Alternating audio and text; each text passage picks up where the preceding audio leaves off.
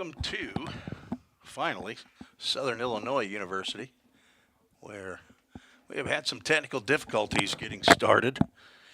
That's par for the course when you're doing your first road broadcast. This is Tim Reese on the Vol State Sports Network.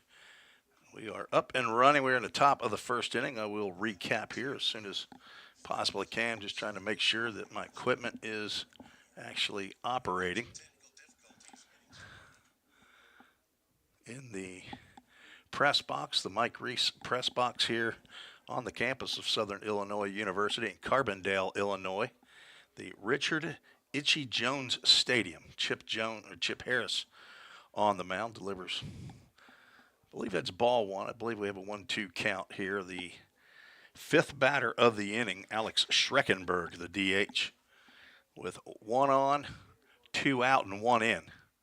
Breaking pitch grounded to the left side. That'll be gloved by A.J. Armstrong. He's going to throw over to first base. Easton Denning makes the catch for out number 3. And the top of the first is completed. We'll keep it right here. We're all working in the cloud. Like I said, we're going to keep it right here. I don't have Cooper Anderson here to assist on the broadcast today like I had for the home game the other day, so I'm having to actually operate the scoreboard on the OBS system here that we use. And it's thrown me off here because Vol State was supposed to be the visitors for this game, so I'm going to have to make that change right quick. But that won't be too much of an issue. We can do that on the fly. Just like ESPN, folks, only totally different. I'll get it righted, though. How about that?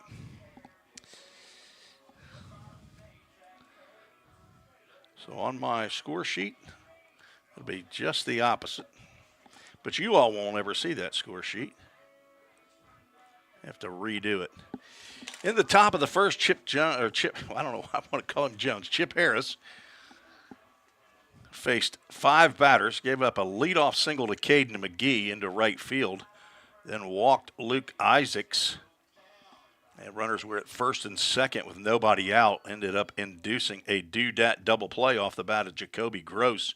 Grounded that ball up the middle to Brady Nepper at short. He stumbled a bit, but stepped on second and threw onto first base for the double play. McGee moved down to third. And he was driven in by a single to center field by Isaac Lemansky. So the first run of the game scored by Caden McKee, and then Alex Schreckenberg grounded out to end the top of the first. Now leading off in the bottom of the first is Luke Lawson. He hits a high chopper fair down to third base, and Luke Lawson runs well, and he beats that out. Throw is over the outstretched glove of Harrison Rakers, and Luke Lawson will move on down to second base on the errant throw. So count that an infield single and an E5 on the first pitch that Luke Lawson sees. Out of the hand of Eli Garrett, right-hander from Lewis and Clark, the Trailblazers. Next up, it will be Brady Nepper, the shortstop. Sophomore from Greenbrier, Tennessee. Transferred after a semester from Cumberland. Swings and misses at the first pitch he sees. We'll get the full Toyota of Gallatin starting lineups here as soon as we can. Lawson is a redshirt freshman out at second base. He's from Halls, Tennessee, just outside of Knoxville. And the pitch is low and outside to Nepper. Didn't see his dad here yet. Gary Nepper, he tries to make it to most of the games, especially on the weekends. On deck is freshman Easton Denning. Garrett looks back at second twice. Breaking pitch swung on and missed by Brady Nepper. Here at the Dinger JUCO Showcase. I think there are 3 different fields here in the Carbondale, Marion, Illinois area, playing over at John A. Logan Junior College here in Marion, and then also over at Mountain Dew Park, where the Thrillville Thrillbillies play their summer collegiate baseball in the Prospect League. Got the broadcast there actually last fall in this same showcase, a game, and then a couple times this summer with the Full Count Rhythm. Gonna have to remember I got to keep up. I just struck out Brady Nepper. Let's not do that.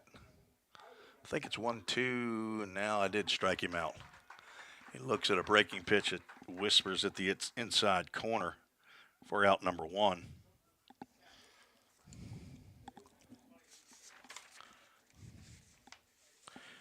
Nepper, a 5'10", 170-pound sophomore. Got in 24 games a year ago, 14 starts. Hit .208, was hit 9 times, which led the team at 48 official at-bats. Easton Denning steps to the plate. Freshman first baseman, looks at a breaking pitch, catches the outside corner. Easton 6'3", 215 pounds. From Warren County High School, it's in McMinnville, Tennessee. Son of Terry and Sierra Denning. Hello to Pappy and Nani in McMinnville and Papa and Grana in McMinnville. Easton hit a big fly on the game against Cumberland last Wednesday. 9-inning contest won by Fall State 15-0. Easton, a strong young man, had a couple pop-ups and then delivered a 3-run home run out to right center field there at Pioneer Field. He fouls that one over to the Trailblazers dugout. On deck, Gage Hoover, the DH. Probably get out in left field as well, where Luke Lawson is also playing.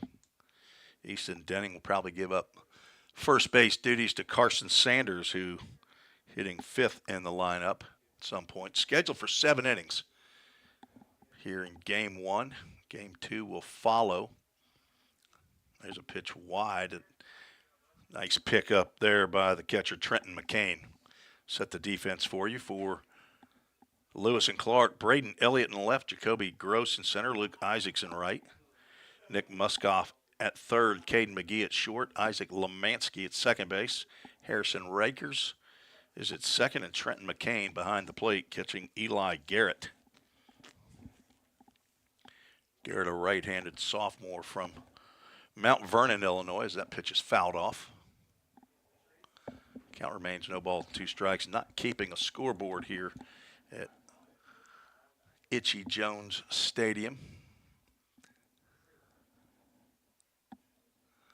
That's 2-2 strikes. I'll get with it, folks, before probably the 3rd inning. Gotten complacent in my old age. Swing and a miss on a high fastball. Denning is down on strike. So after a leadoff infield single by Luke Lawson, Garrett has struck out the next 2 batters. That brings up sophomore Gage Hoover.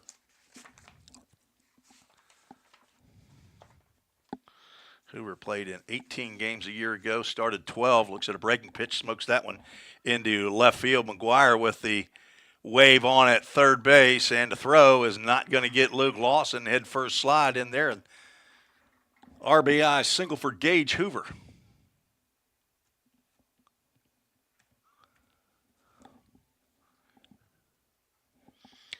This is a college baseball game, but it will also be, it's kind of like a glorified scrimmage in that there are some specific rules about how many batters you can send to the plate, how many runs you can score in an inning, those kinds of things. Carson Sanders stands in.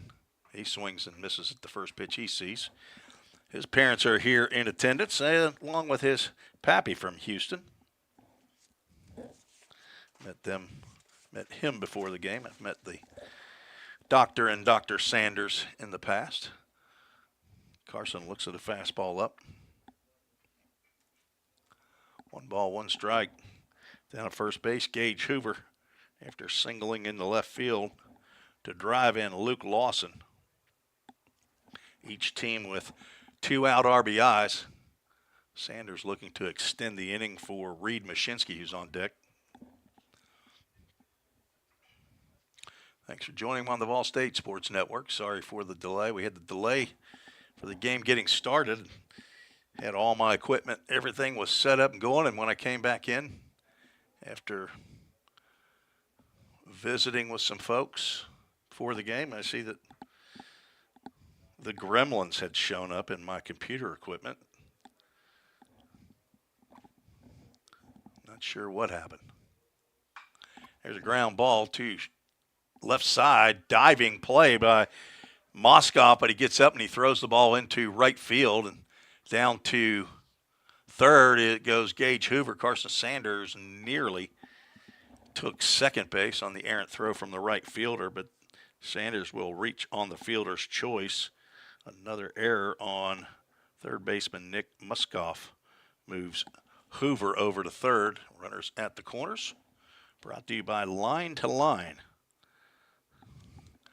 Good folks over there that help head coach Jim McGuire with getting the Pioneer Field ready for play year after year. Reed Mashinsky, redshirt sophomore, stands in from Bradenton, Florida. Looks at ball one outside. Reed playing right field today, 6'3", 175-pound right fielder or outfielder. Also plays center field. Has a duck out of the way of that off-speed pitch. Count goes 2 balls and no strikes. A 7-batter limit in an inning. So on deck is Devin Thrain. If he would be able to come to the plate, he would be the last hitter that Eli Garrett would face. Mashinsky trying to get Thrain an at-bat here in the bottom of the first inning. And he's a pitch away. 3 balls, no strikes. Mashinsky, the son of Mike and Karen Mashinsky from Lakewood Ranch High School down in Bradenton. Hello to Grampy and Grammy in Sarasota. And there's a 4-pitch walk. And the bases are loaded. First walk of the inning by Garrett.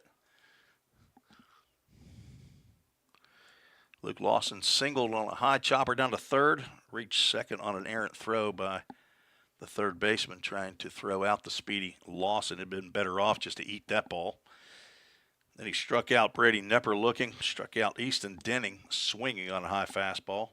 And give up a RBI single to Gage Hoover in the left field. Then an error allowed Carson Sanders to reach. Now Reed Mashinsky has walked. And Devin Thrain at the plate. Devin, a two-way player when he came to Fall State 2 years ago. That had surgery on his throwing arm, his left arm. So now he is relegated to just playing in the field. Swings at that first pitch, aggressive take there, and fouls it straight back. 6 foot, 185-pound redshirt sophomore. He's from Thompson Station down in Williamson County, just south of Nashville.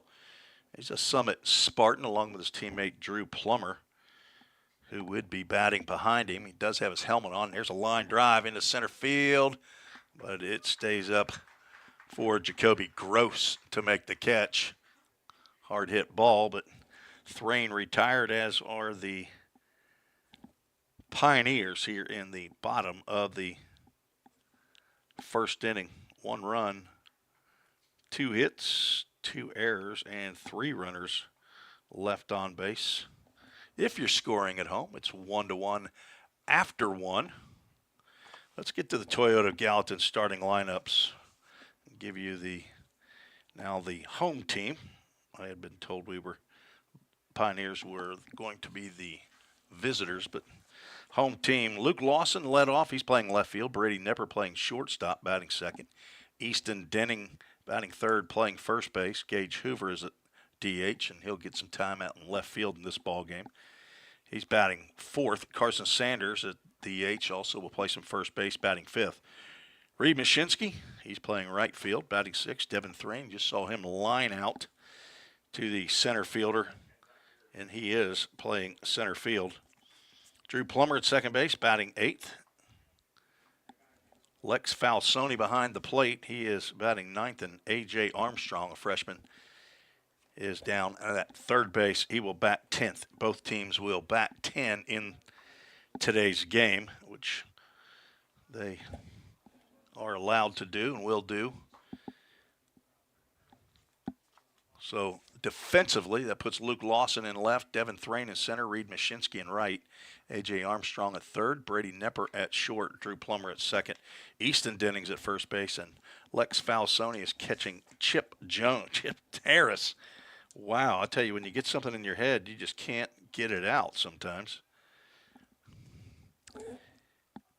Chip Harris, 6'2", 210-pound sophomore. He's from Clarksville, Tennessee. First pitch he delivers to the third baseman. Nick Muskoff is outside. Fastball is up.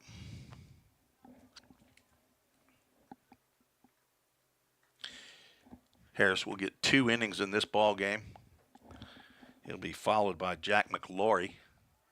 Here's a called strike. Muskoff from Belleville, Illinois. That's the hometown of the Ball State head coach, Jim McGuire. Harris yanks that one low and outside. It's a suburb southeast of St. Louis. He's a big Cardinals fan. I'm a big Cincinnati Reds fan. We try not to fight over that. Red's red, right? And the breaking pitch stays inside for ball 4. Down to first base goes Nick Muskoff. M-U-S-K-O-P-F. Hope I'm saying that correctly for the Muskoff family if they're listening in on the Vol State Sports Network. Second walk of the ball game by Chip Harris.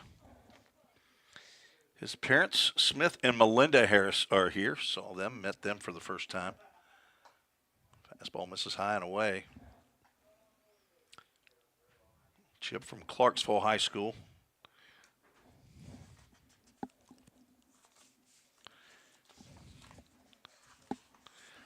His parents are both in the Army. They're both Army dentists. There's a breaking. Sorry, that is Carson Sanders' parents, doctors Jared and Jill Sanders. The Harrises are both educators.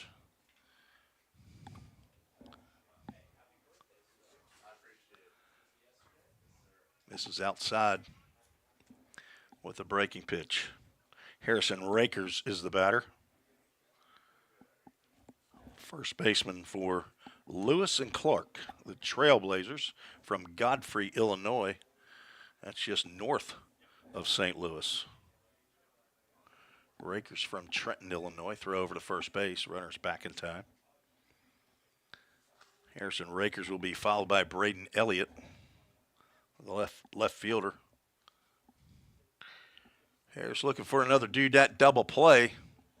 Got one in the first inning. That's a fastball that gets high and off the glove of Lex Falsoni. Runner around second base hard, but ends up dropping the anchor and going back to second.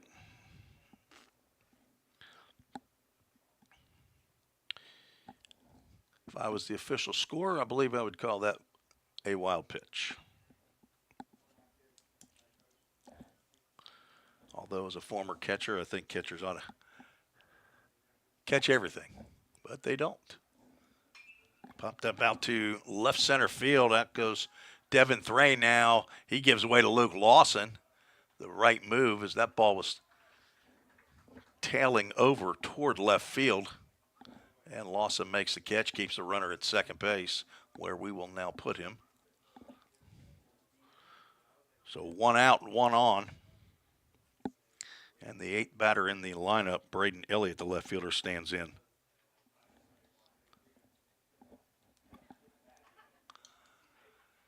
Harris stretches, looks back at second. Nepper right behind the runner. Look, breaking pitch just misses inside.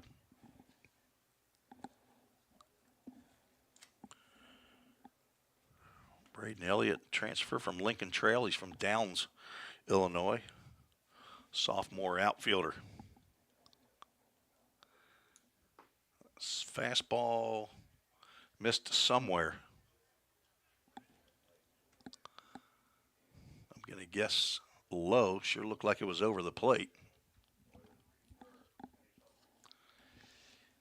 My email address up there, treesports@gmail.com. If you want to join the show, send me an email. It's popped up to the right side. That's going to drop in front of Mashinsky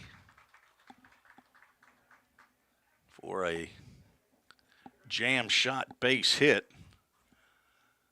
Plummer was retreating, but he knew he wasn't going to get to it. Not sure if Reed thought Plum was going to get to that one or not. Apologize for late delivery of the other camera, operating two cameras here from within the Mike Reese press box.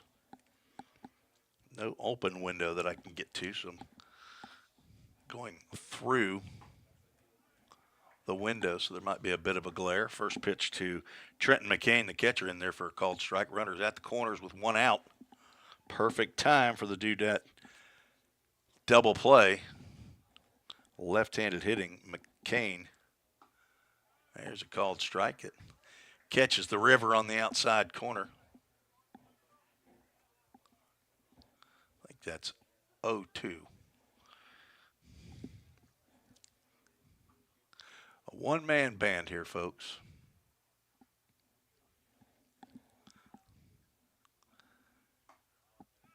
Go! Gets the call on the letter high outside corner fastball. First strikeout of the ball game for Chip or Carter Harris. His real name. And two are out, and the number 10 hole hitter, the DH Cam Nemeth, standing at the plate. Breaking pitch right down Broadway, in there for a called strike. Nemeth from Newmarket, Ontario. Dual player, outfielder and right-handed runner from first goes, and ball is fouled at the plate. So Harris ahead in the count, no balls and two strikes. Chip had 7 appearances a year ago. 6 of those were starts. 2-3 record, 22 1/3 innings, gave up 31 hits. Struck out 22 batters. Looking to have a better year here in his sophomore campaign. Had an injury over the summer, broke his hand. I think playing volleyball. Breaking pitch in the dirt. Nice block there by Falsoni, and runners stay put.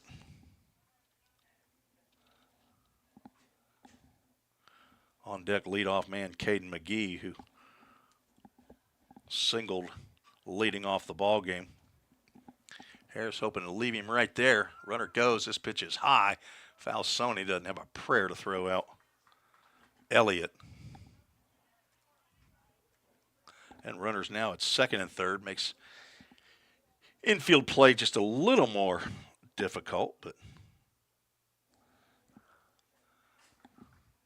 count goes 2 balls and 2 strikes. This is where you want to make it happen. Pitching to the number 10 batter. Breaking pitch.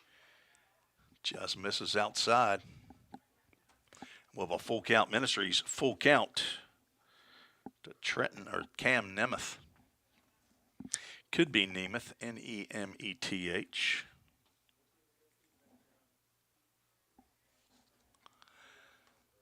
Got to catch the outside corner, and it does.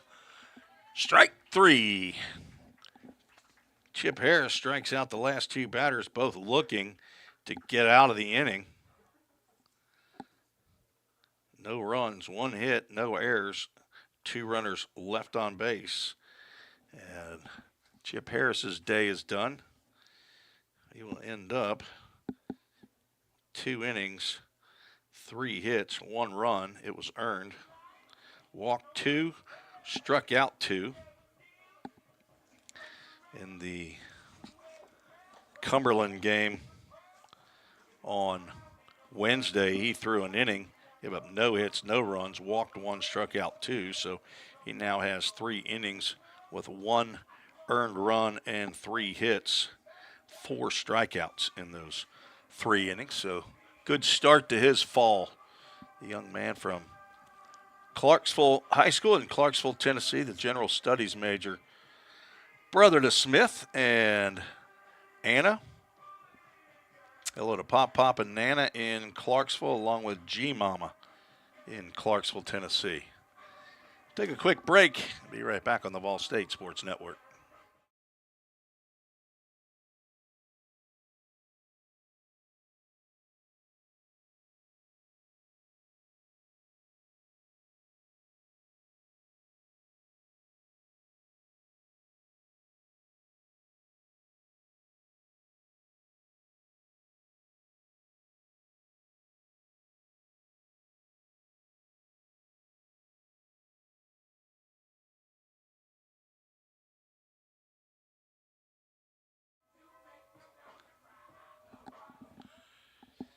Back for the bottom of the second inning.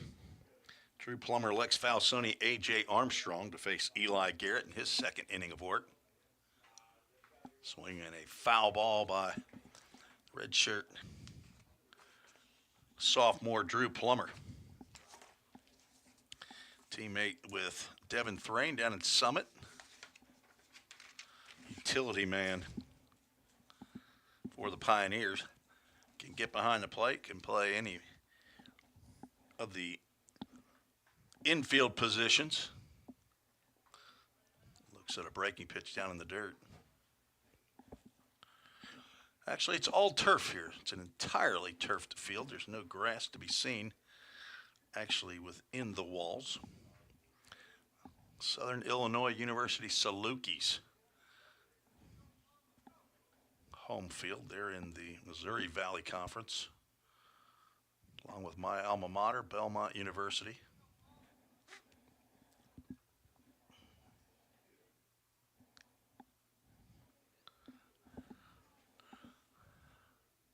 Plummer hits a ground ball. That's going to go up the middle.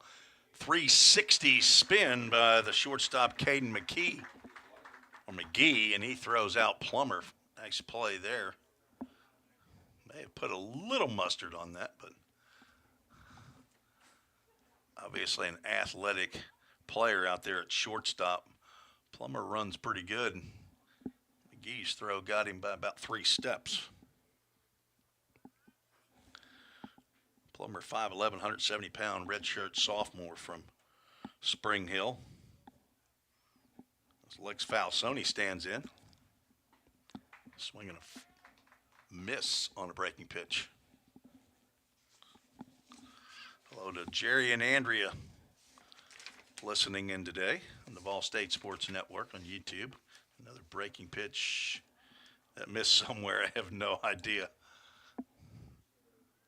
I was ready to put the K up there for an 0-2 count, but I think Lex got him one there. Fastball driven out to right field. Back goes Luke Isaacs. He's still going back, and he finally makes the catch about 3 steps away from the warning track, out of your view, but that ball just kept carrying out down to the foul line. 330 down the lines, both left and right. 365 to the gaps and 390 to dead center field. Brings up A.J. Armstrong. He looks at a called strike. Armstrong in his first collegiate at-bat against Cumberland on Wednesday hit a 2-run home run. A line drive that got out, and he smokes that one to center field, but that's going to be playable for Jacoby Gross for out number 3. So a 1-2-3 inning for Eli Garrett in his second inning of work. And we are through 2. Score is 1-1. We'll have a new pitcher on the mound. It means a Summit Concrete call to the bullpen for the Pioneers. It's going to be Jack McLaurie that's going to come out of the Pioneer bullpen. 6'1", 165-pound sophomore from Independence High School. Hometown, he lives in Las Casas, but his dad, Mike, is the head coach over there at Independence. Mother is Ashley McLaury. He's got a brother, Judd. He's got a Grandpa Mahoney and Grandma Deb in Olewine, Iowa, and a Mimi in Murfreesboro. McLaury was the workhorse out of the bullpen a year ago as a true freshman. 16 appearances, all in relief, led the Pioneer pitching staff. Had a 3-0 record, including 1 save, 23 and a third innings, 26 hits, struck out 20 batters, had a 4.63 ERA, and he was one of the pitchers that Coach McGuire relied on to, when he came into the game, to go ahead and throw some strikes and get some outs. McLaury will get, not sure if he's going to get, I think probably 1 inning. You know, he might get 2. I think he gets 2. Eben Hansen will throw today in game 1, and Braxton Alexander also scheduled to pitch here against Lewis and Clark. Then right after this game, Pioneers will take on Southeastern Illinois Community College. I'm guessing Coach McGuire might have 5 pitchers throwing in that game. That'll include Parker White, and I'm not sure who else. I haven't seen the list for that. Chip Harris, good outing. 2 innings. They give up 3 hits, but 2 of those were relatively hard hit, but one of them was a bloop shot. Sidearm delivery, breaking pitch to the leadoff batter, Caden McGee, in there for a called strikes. We are underway in the top of the 3rd inning. A shot to the shortstop, Brady Nepper. He's going to get rid of it quickly. On one hop, he makes that grab and throws out McGee, who runs very well. McGee now 1 for 2. Brings up Luke Isaacs, the right fielder. He walked in the first, was erased on a 6-3 double play. Yeah, that one sails over the head of Isaacs, who is a bit height challenged, so it's not like it was that high of a pitch.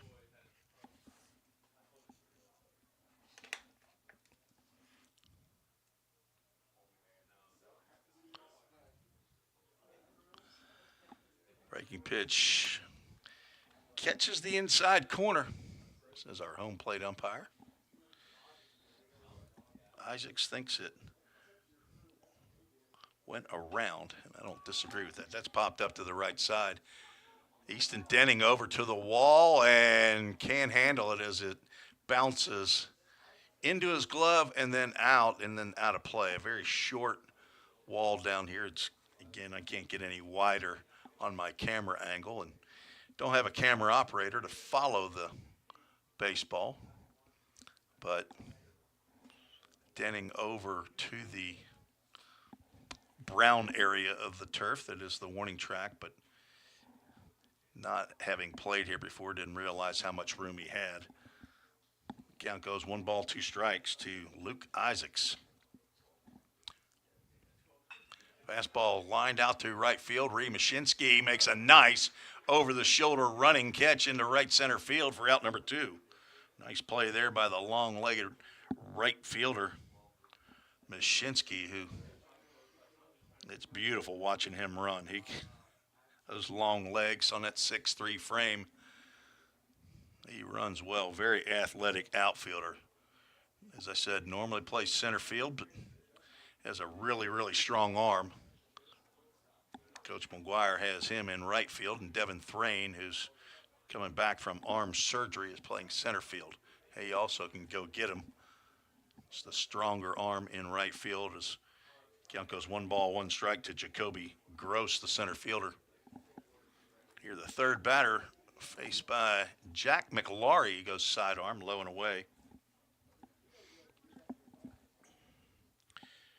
Gross grounded into the 6-3 double play with runners at first and second, nobody out in the top of the first inning.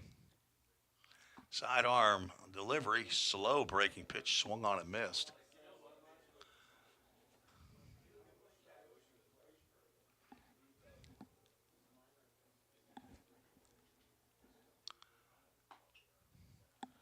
That's also wide. Full count. Full count ministries, full count. Stay tuned. Toward the end of the game, or at the end of the game, we'll have the full count ministries verse of the game. We'll be out of the Old Testament again today. Fastball at the knees. McLaurie thought he had one, but that might have been just a hair down. And a 2-out walk by Jacoby Gross. That brings up the second baseman, Isaac Lemansky. Singled into center field, drove in a run in the first inning.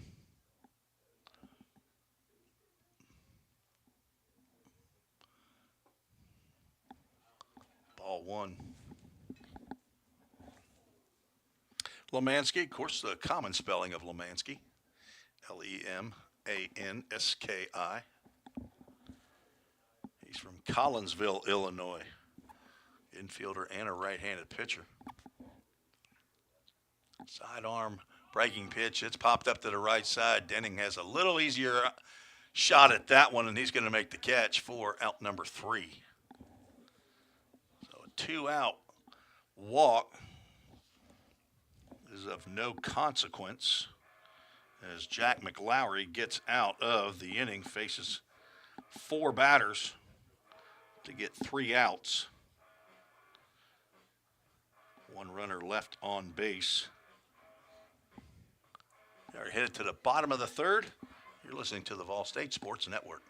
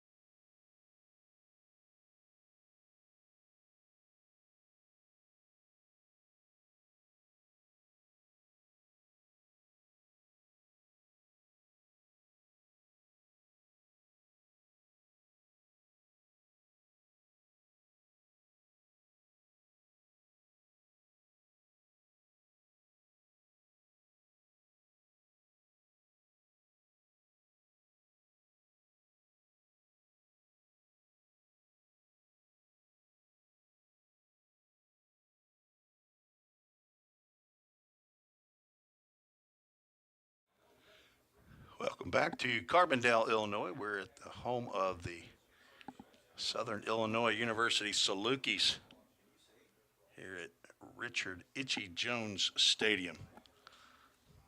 Bottom of the third we go.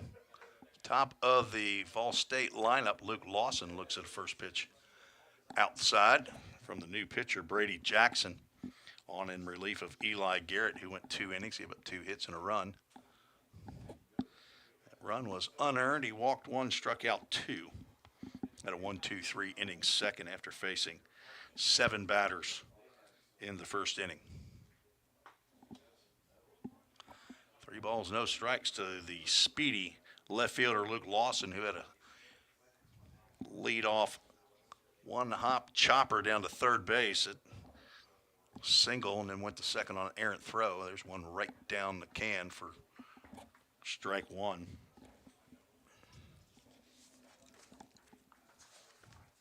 Lawson, a red shirt freshman, 5'11", 160 pounds, swings and fouls that one off to the right side. Of a full count, Ministries full count.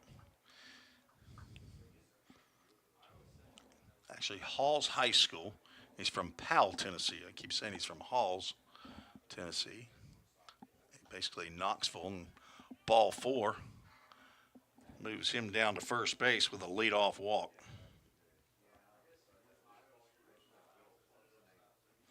Brings up Brady Nepper, who called strike 3 in his first at-bat. Luke Lawson is the son of Cale and Beth Lawson, brother to Lauren. Also has a Paw in Powell, Dee Dee and Nana in Knoxville. Might be listening in on the Vol State Sports Network. Appreciate you joining me this afternoon, Sunday afternoon. First day of the week. Throw over and Lawson is back.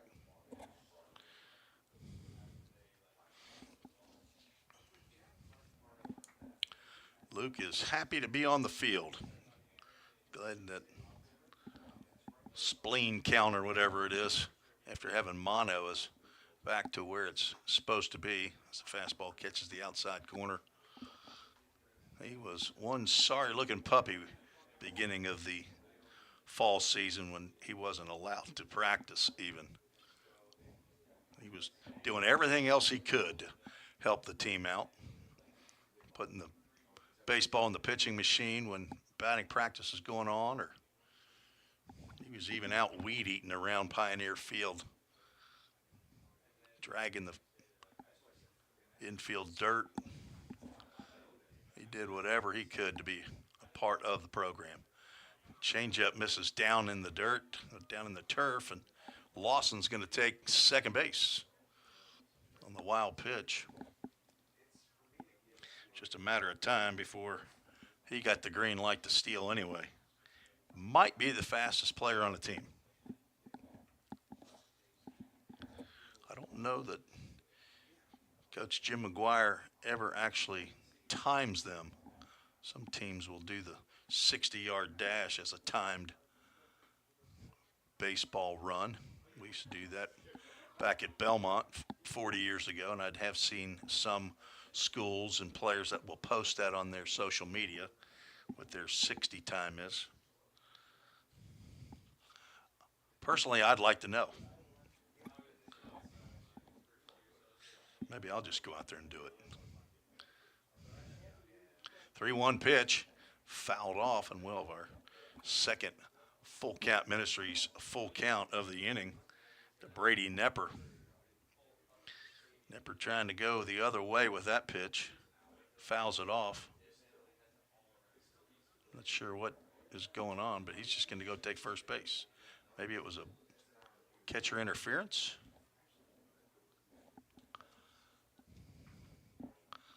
We'll put it on there as a walk, but fouled it off. I'm guessing I'm going to go with catcher interference. We'll check with Coach McGuire later, but anyway, first and second with nobody out, and Easton Denning stands in. He swung at a high fastball, struck out. That one's down around his shoe tops. He lets that one go by. Good looking swing on a tall left-hander. Biology major at Vol State. Hitting in that 3-hole right there where last year's first baseman, a freshman, ended up. Connor Paul. Easton fouls that one back, catches a piece of the catcher Trenton McCain, and our umpires give McCain a little bit of a breather. Count goes 1 ball, 1 strike. So the umpire asked for some baseballs from the Pioneer dugout.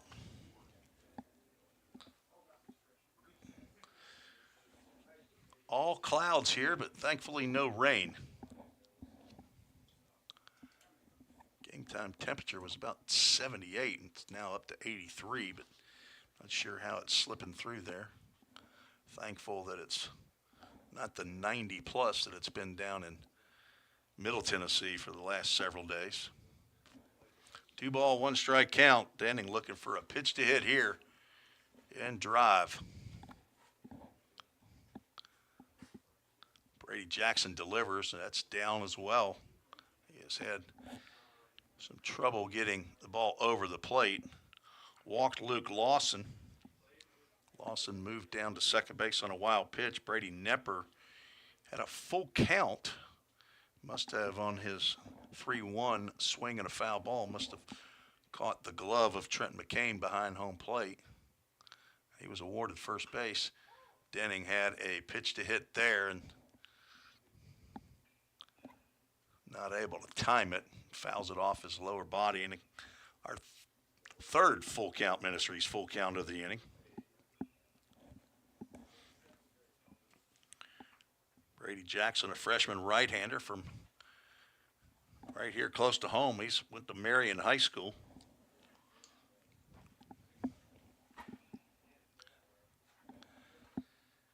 Runners at first and second. See if they're taking off. They are not taking off, and Denning just swung at ball 4, high and outside, but fouled it off. Stays alive to see another 3-2 pitch as Cade Darby delivers some new baseballs to our home plate umpire. Cade, a freshman right-hander from Laverne, might get an inning in game 2.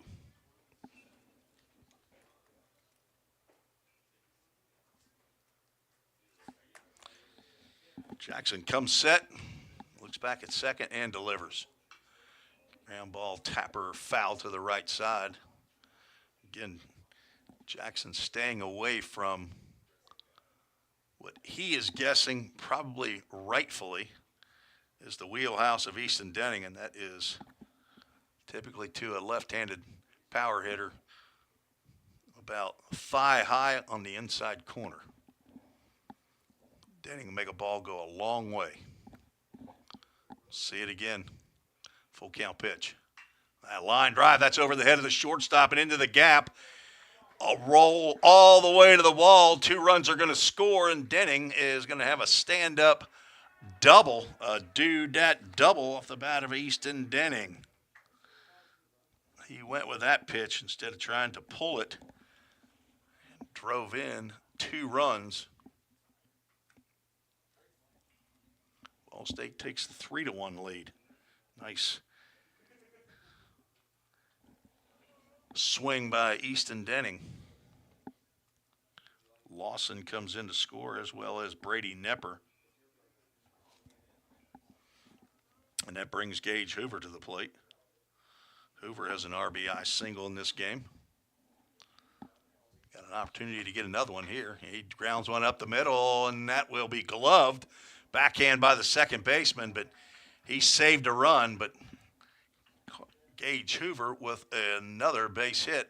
Puts runners at first and third. Still nobody out. Hoover's 2 for 2.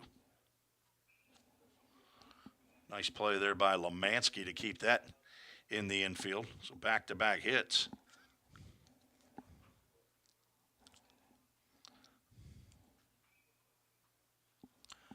That'll bring up Carson Sanders, the DH. He hit into a fielder's choice ground ball to third in the first inning.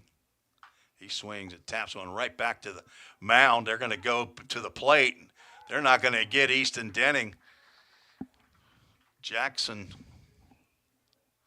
fumbled the ball, originally trying to go to second base to try to get the double play. Dropped the ball, decided to come home, and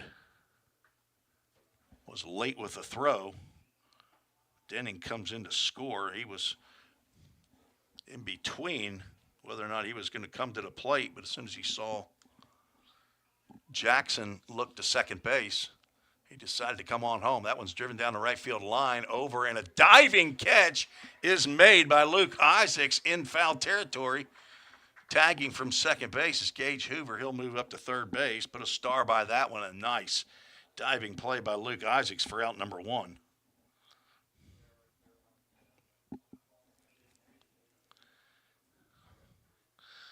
And now we are back to this will be the last batter of the inning, even whether they get a double play or any outs, as Devin Thrain is the 7th batter to come to the plate. He lined out to the center fielder in the first to end the first inning. He started to swing. He's pulling away from the batter's box, so the pitch misses down low. They want to check down at first base, and first base umpire says no, he did not go. Working a 3-man umpiring crew. This is also a training for umpires in these showcases as well.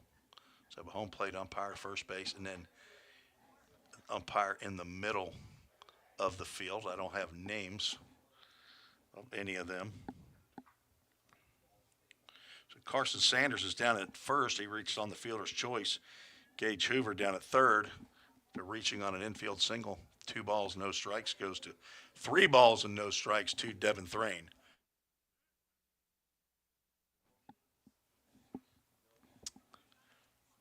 Drew Plummer not even standing in the on-deck circle. Thrain hoping to get a pitch to hit here. I'm sure he's got the green light.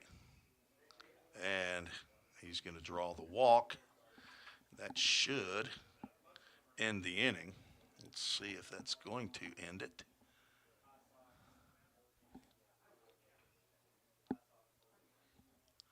And they will. They will roll it over. Coach McGuire talked over to the head coach, Alex Ferguson of the Lewis and Clark Trailblazers. So we will move on to the bottom of the 3rd inning. The Pioneers do score 3 in the inning on 2 hits. Big blow from Easton Denning, a 2-run double in the left center field gap.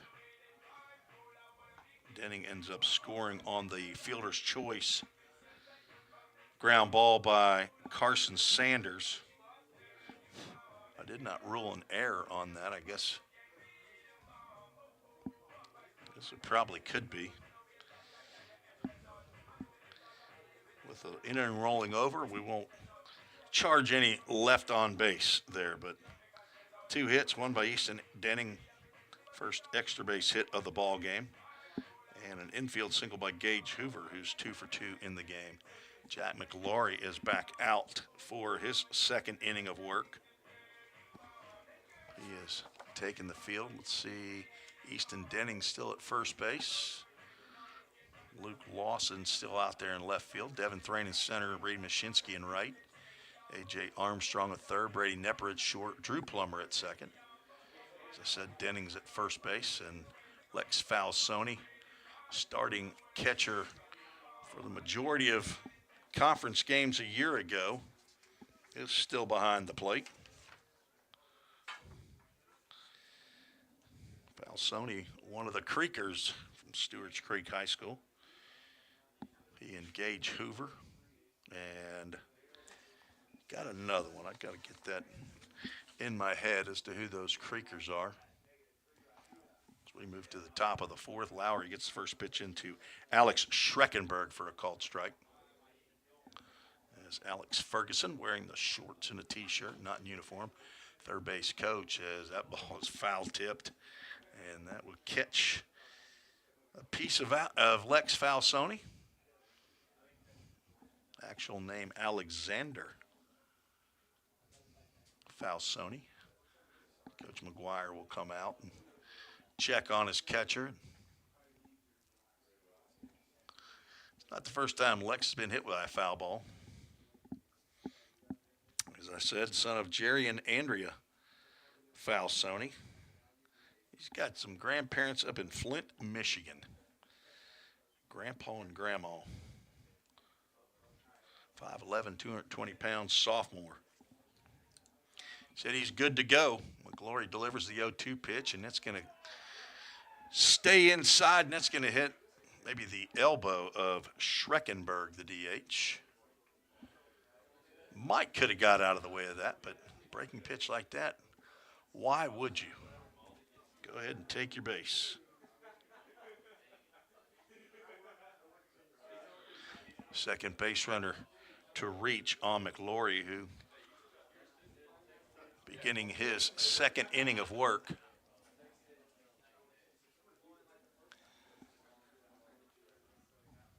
Brings up the third baseman, Nick Muskoff. Right-handed hitter. Full count.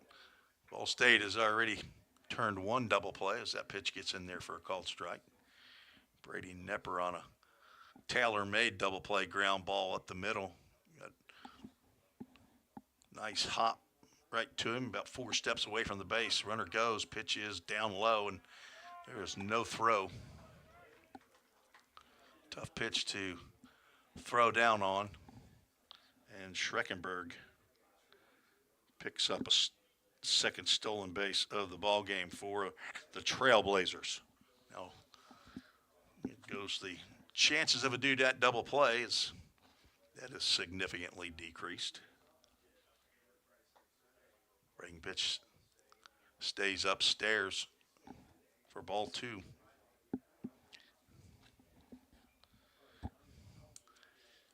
Not a real big lineup for Lewis and Clark. Most of their players, they don't have heights and weights on their roster that was given to me, but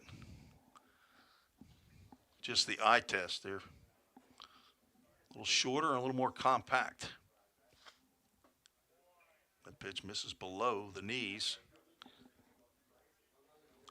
He goes 3-0, so I'm off. I don't have the cheat sheet of a scoreboard here with today, being a showcase and somewhat of a scrimmage. There's a breaking pitch that has been called a strike before, but not this time. So a 4-pitch walk now sets up that double play, second walk of the game by Jack McLaury. That'll bring up left-handed hitting first baseman Harrison Rakers, Rakers. He's a freshman. Flew out into left center field in his first plate appearance as the sun's starting to peek through lighter clouds. That pitch in there, called strike, looked like a changeup from McLaury. Turned that one over a bit. McLaury in his second inning and final inning of work. Ball State breaking out the white pants. Runners go. Pitch is fouled off on the hit and run. Hits the screen. Stays in the field of play. Carter Waltz from Springfield, Tennessee. He'll come out with a clipboard in hand. He'll make the play there. Runners had big jumps from each of the bases. Schreckenberg at second, Muskoff at first. McLaury with now a couple looks back to second. That's the third, and will deliver. Change up out to center field. Devin McThrain over to his right. Gloves, and throw comes all the way into the bag. Misses that cutoff man. But the runners cannot advance. It's 1 out.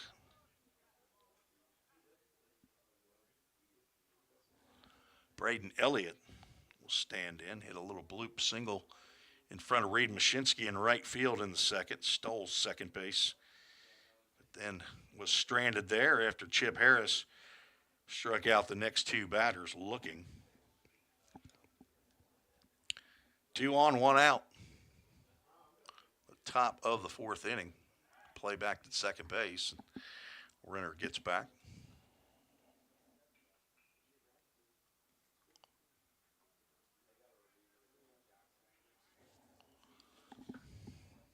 Scheduled for 7 innings here at SIU. Game 2 will be right here. Runners go, or part of them did. They've got the runner caught up between first and second. Denning throw down to second, and the return throw to Jack McLaury at first base has the runner at first picked off. So Schreckenberg will move down to third base. Muskoff is picked off. That's out number 2. That's the 2 to 3 to 6 to 1 put out for out number 2. I think the pitch was low and away to Elliott. And that pitch is up and in. JUCO's 2 balls and no strikes. Tough press box right here because it's facing right into the sun. Thankfully, the clouds are up there. Sidearm breaking pitch, and it's going to hit another batter. Puts runners at the corner. Second hit batter of the inning by McLaury.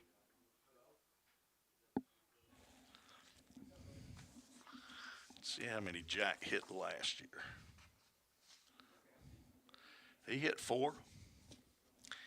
They're not going to hurt. Jack doesn't throw it all that hard, and most of his pitches are off-speed pitches anyway. He'll drop down sometimes, and that breaking pitch just doesn't come around far enough. Trenton McCain, the left-handed hitting catcher, stands in with 2 outs. Fastball on the river for a called strike. A pitcher's pitch right there. Very, very tough pitch to hit. Jack is happy to have that call. McCain struck out looking. The runner goes, pitches right down the can, throw down to second base, and the ball apparently was dropped by Nepper. Runner stays at third base. Thought he called that a strike. He did. And runners at second and third.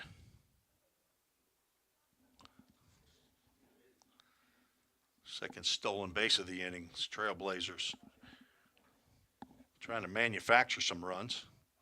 0-2 pitch with 2 outs and 2 on, coming from Jack McLaury. He misses. That's a little bit too far out of the river. Ball 1. There's a couple baseballs into the right-handed batter's box.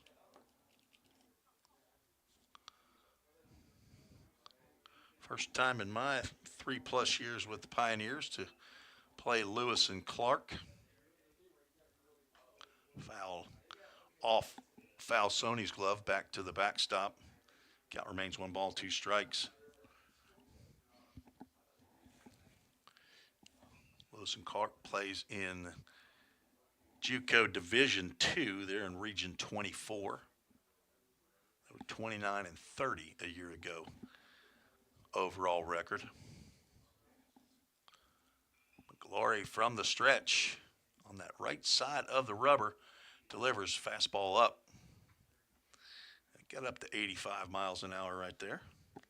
Have the radar sitting right behind home plate for the 4-year schools. That's what this JUCO showcase is all about. Letting 4-year schools see these young men that are looking to move on with their baseball career at 4-year schools. Breaking pitch misses high and away, and we'll have a Full Count Ministries full count. There's a base open. And the number 10 hole hitter, Cam Nemeth, is on deck. McLaury not looking to walk or put anybody else on. He's already hit 2 batters and walked 1 here in the inning. This is the 9th batter that he's faced, and there's a full count, first pitch, foul ball. About 53% of the time, JUCO baseball. That happens. Kept that stat for a couple years. Don't keep it anymore, but that's what it turned out to be. I'm kind of a numbers guy, so I was interested to know how that shook out. That's lined out to left field. Luke Lawson will get over to the line, and he's going to make a running catch for out number 3. Good job by McLaury to get a pitch in there that McCain would swing at, and that will retire the side. No runs, no hits, no errors. There were 2 runners left on base. So Jack McLaury's day is done. He goes 2 innings. Does not give up a hit or a run. Walks 2. Did not strike out a batter. Did hit 2, though. Didn't mean to. So his day is done. So good inning. Number one, not as good, but able to wiggle off the hook in the top of the fourth was Jack McLaury, the sophomore out of Independence High School just south of Nashville in Williamson County. Let's take a break. We'll be right back on the Vol State Sports Network.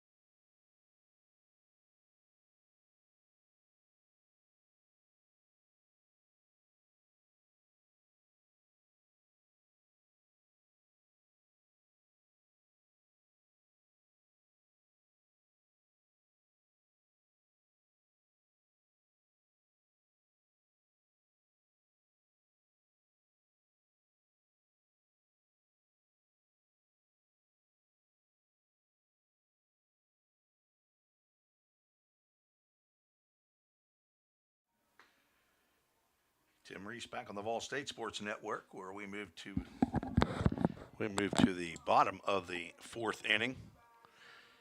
Drew Plummer will lead off the fourth, just as he led off the second. Drew Plummer, Lex Falsoni, A.J. Armstrong due up to face the new pitcher, Joe Swanson. Right-hander from Peoria, Illinois. He's a sophomore, transfer from St. Charles Community College. As Brady Jackson goes a third of an inning, faces 7 batters, gives up 2 hits, 3 runs, walked 2.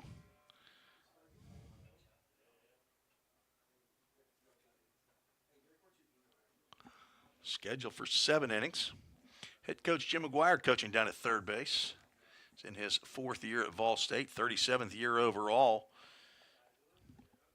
He has an 81-68 record at Vol State in his 3 years. His very first pitching coach, Ross Spurgeon, is here in attendance. He's now the pitching coach at Midway University after a couple years at Bellarmine University in Louisville, Tennessee. Midway just north of Lexington. Heads up in the Lewis and Clark dugout. First pitch swinging. Drew Plummer fouls that one. Hello. And the ball's thrown back onto the field. Lewis and Clark just went ahead and threw it back in. Umpire and catcher didn't realize it. The pitcher had to clue him in. Plummer grounded out to the shortstop, hit a hard ground ball to McGee at short. Fouls another one off to the right side, and he's down in the count, no balls and 2 strikes. Jim McGuire, 26 years at Middle Tennessee State University, 6 of those as the head coach. He was an associate head coach, an assistant under Steve Peterson. Plummer down on strikes as a half swing gets him for out number 1. Fastball high and outside. Close enough to swing at, though. Plum just fooled on that one. Lex Falsoni will stand in. He flew out to deep right field in the right field corner. His first at-bat, looking for his first hit of the fall against outside competition. That's right down the can as Joe Swanson delivering strikes. New pitching coach this year is Trevor Mutzi of Shaw, Mississippi.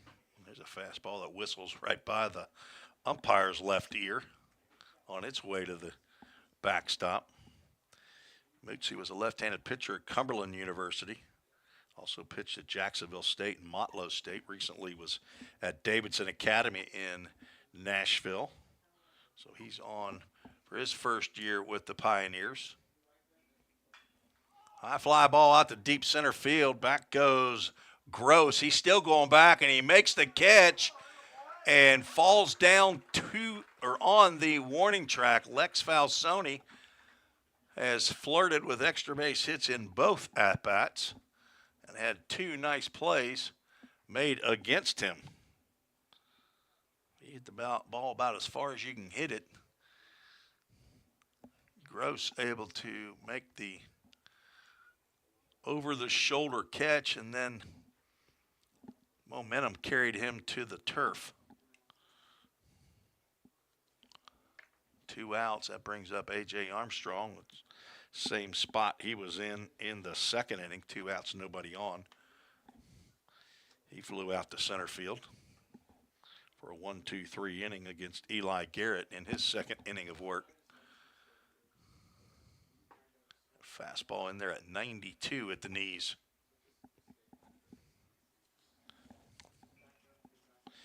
Volunteer assistant coach Lucas Wilburn coaching down at first base. He's in his first year with the Pioneers as well. Played at Lane College. That pitch is fouled off to the right side. Right-handed pitcher and an outfielder at Lane down in West Tennessee. He's from Gordo, Alabama. Coach McGuire's got a couple of youngins. Shane Kemp,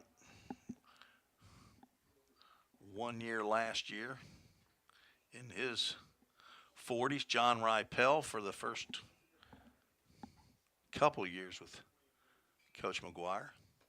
Slider misses away, and a full count Ministries full count to A.J. Armstrong with Luke Lawson on deck.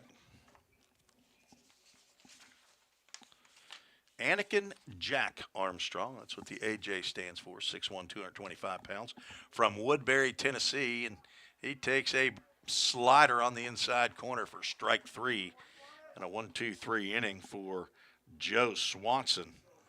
Looked very impressive. 2 strikeouts among his 3 up, 3 down. That was a nice full count pitch right there that AJ probably not seeing much over there in Cannon County high school baseball.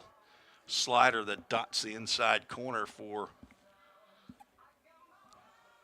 a full count pitch. So no runs, no hits, no errors. Nobody left on in the bottom of the 4th inning. We are through 4 innings, 4-1. Fall State leads this scrimmage, and we got a Summit Concrete call to the bullpen for the Pioneers. Eben Hansen, 6'2", 200-pound sophomore transfer from King University, will get his time on the mound. See how if he's going 2 innings or not. He's from Maynardville, Tennessee. That's Union County High School. Son of Carl and Jane Hansen, brother to Neely, grandson of Grammy and Pap and Mimi, all in Maynardville. 15 appearances last year with the Tornado, 0-2 record, 32 plus innings of work. Transferring over here to Vol State to finish up his 2-year portion, and then we'll be looking to head to another 4-year school, back to another 4-year school. He is the 3rd Pioneer pitcher on for head coach Jim McGuire and Trevor Mootsie.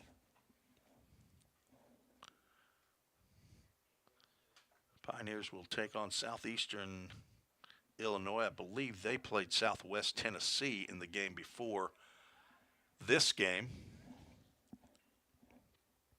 Swing and a miss on the first pitch, breaking pitch by Eben, E-B-E-N, Hansen. Cam Nemeth, the 10th hitter in the lineup, the DH, struck out looking in his first plate appearance. Looks at another breaking pitch that whispers at the outside corner for a called strike. Hansen ahead in the count, which is where he wants to be. Hansen threw an inning on Wednesday as well. No hits, no runs, 1 walk. He picks up the 3-pitch strikeout there to set down Nemeth. Or Nemeth. Don't have a pronunciation guide, but feel pretty confident about this guy, Caden McGee. Caden with a K, K-A-Y-D-E-N. He's hit the ball hard twice. He's 1 for 2 as he looks at a breaking pitch that sails over his head.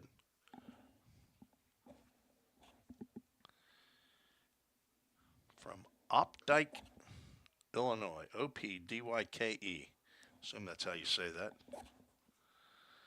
Went to Mount Vernon High School as a sophomore. If the National Junior College website would have been working for me, I'd probably had you some statistical accomplishments for some of these Lewis and Clark batters, but for some reason it didn't want to show me the coach's view. 3-0 pitch, misses low and outside, and there's 4-pitch walk. Probably the wrong guy to do that to. He's been on 2 out of 3 times he's come to the plate. Jack McLaury went 2 innings, no hits, no runs, 2 walks, 2 hit batters. Stranded 3 runners of the 9 that he faced.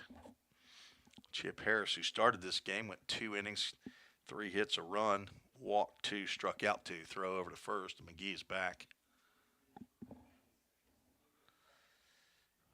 If I had to guess, I'd say he steals some bases.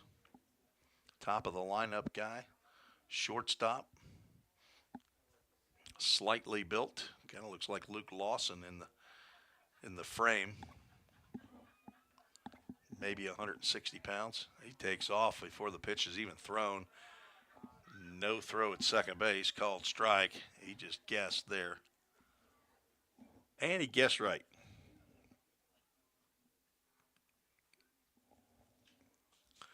Lex Falsoni had no chance there.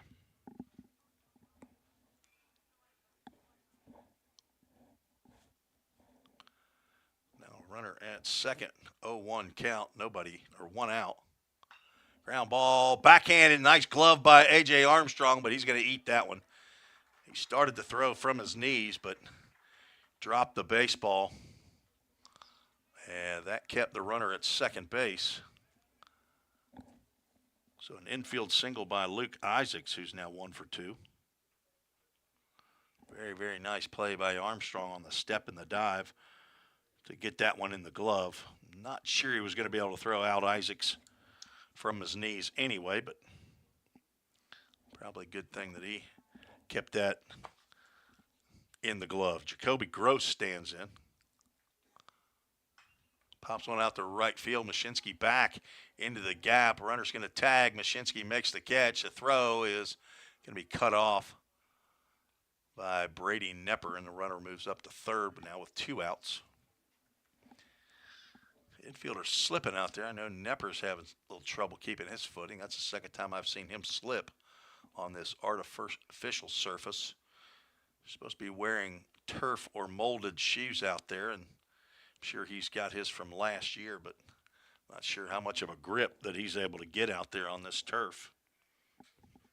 2 outs and runners at the corners. Brings up Isaac Lemansky. He's 1 for 2, got an RBI.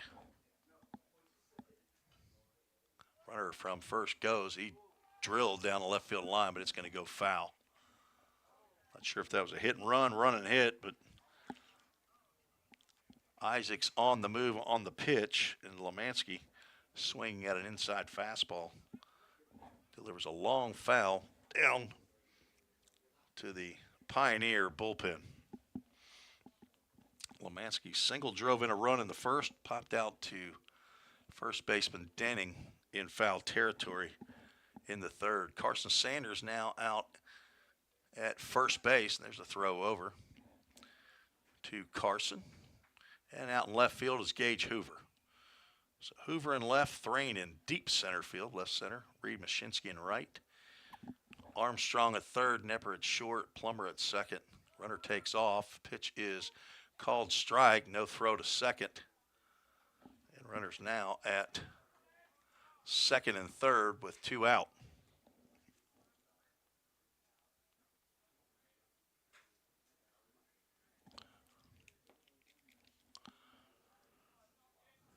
On deck, Alex Schreckenberg, one of the DHs.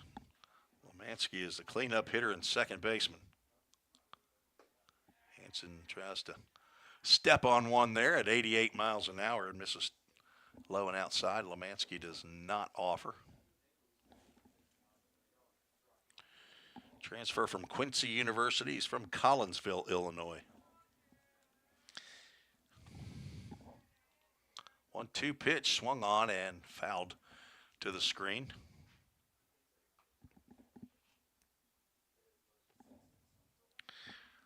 Hansen retired the first batter on a strikeout, then walked the leadoff batter in the lineup, Cade McGee.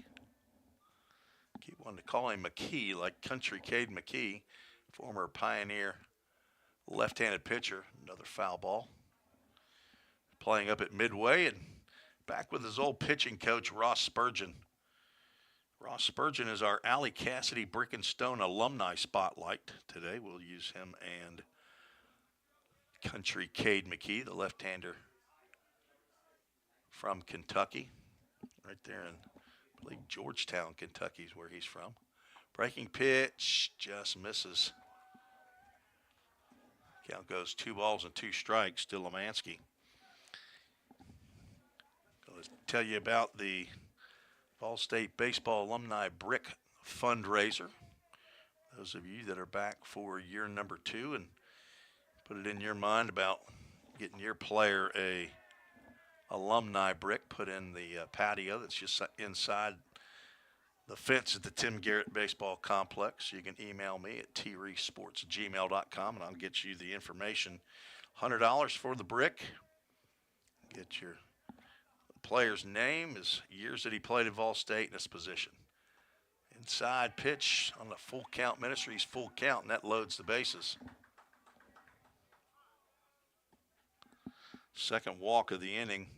Brady Nepper will call time and go in and have a chat with Eben Hansen. Still has not given up a run yet here in the inning. One infield single on a well-hit ball down the third base line by Luke Isaacs, but gloved and definitely saved a run with Caden McGee at second base. Now 2 walks in that infield single have loaded the bases. 2 outs. Brings up Schreckenberg, who swings and misses on a pitch out of the zone. Schreckenberg grounded out the third in the first and was hit by a pitch. Slow breaking pitch leading off the 4th inning on an 0-2 pitch. Open stance by Schreckenberg. Hansen delivers fly ball out to right field on the breaking pitch, and that's going to be caught by Reed Mashinsky for out number 3, and Hansen wiggles off the hook. Leaves the bases loaded. No runs, 1 hit, no errors, and 3 runners left on base. That's 5 in the last 2, 6 runners left on. Let's see, 5, 6, 8, 9 runners left on base by Lewis and Clark. We will head to the bottom of the 5th. We're scheduled for 7. There is a time limit. I think it's 2 hours and 20 minutes, but I don't think we're butting up against that right now. Got a new pitcher out on the mound, a first left-hander of the day, Mason Hartman. Take a quick break. Be right back on the Vol State Sports Network.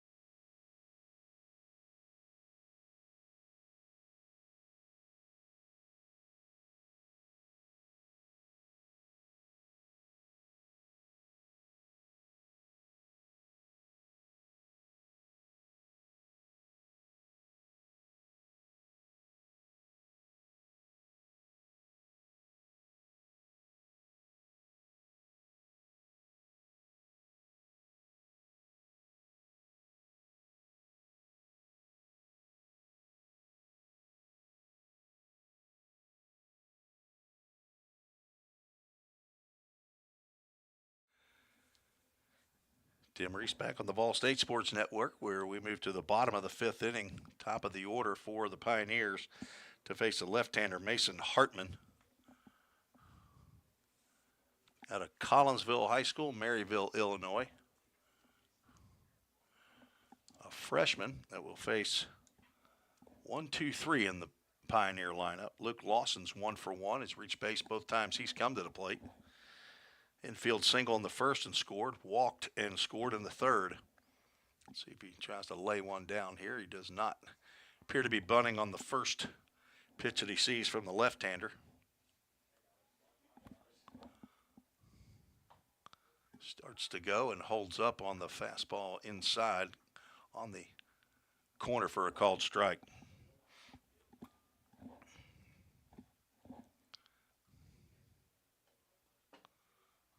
Pitch gets over the glove of Trenton McCain.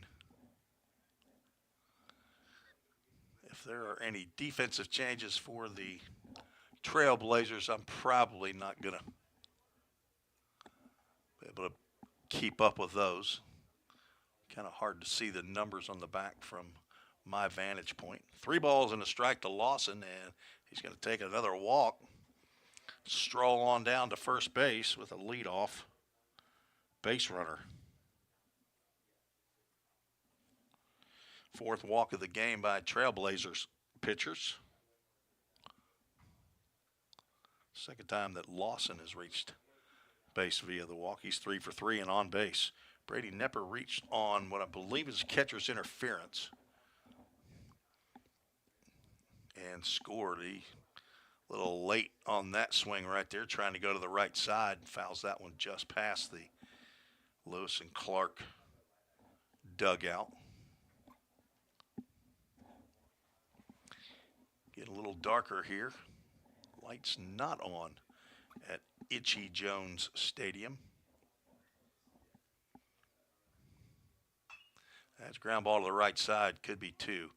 They're not going to get Lawson at second base. They're going to get Nepper at first on the slowly hit ground ball. Nice hustle by Luke Lawson.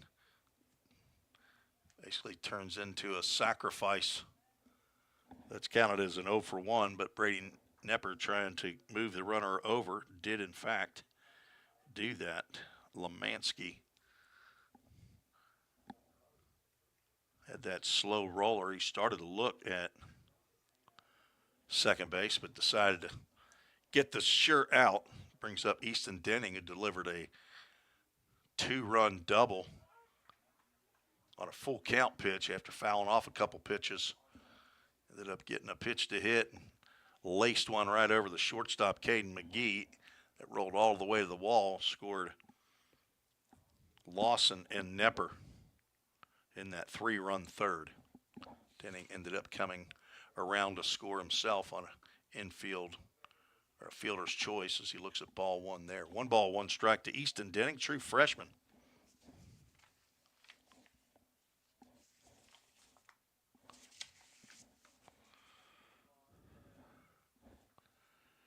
Trying to take the place of Connor Paul, the leading hitter on the team a year ago, who moved on to Belmont Abbey down in North Carolina. True freshman. Not sure that if you'd asked Jim McGuire before last season, if he would have said that Connor Paul's going to lead the team in hitting, and it hit 380, and I think he was second team all-conference. Happy to have it, though, as that breaking pitch just misses outside for ball 3. Mason Hartman, the 4th pitcher on for Lewis and Clark.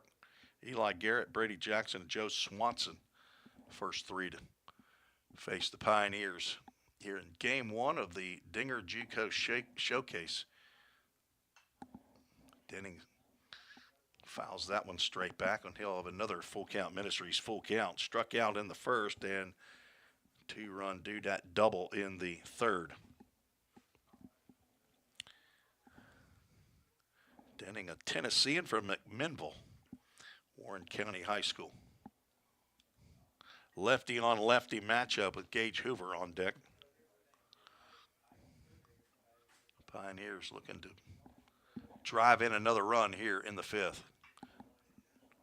Late on that fastball and fouls it off to the left side. Another full count. First pitch foul ball off the bat of Easton Denning.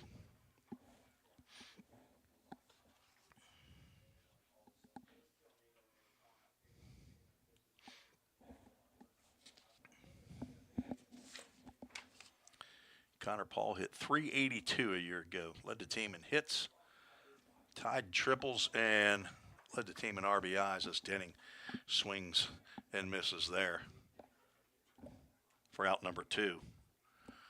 Those pitches up in the zone that Easton is having trouble with, which most people do. So Hartman trying to get out of the jam on the leadoff walk. Now going to face Gage Hoover, who's 2 for 2, looking for a big day here in game 1. Fouls that one off his foot. Luke Lawson runs down to third base anyway, just to get his legs limbered up.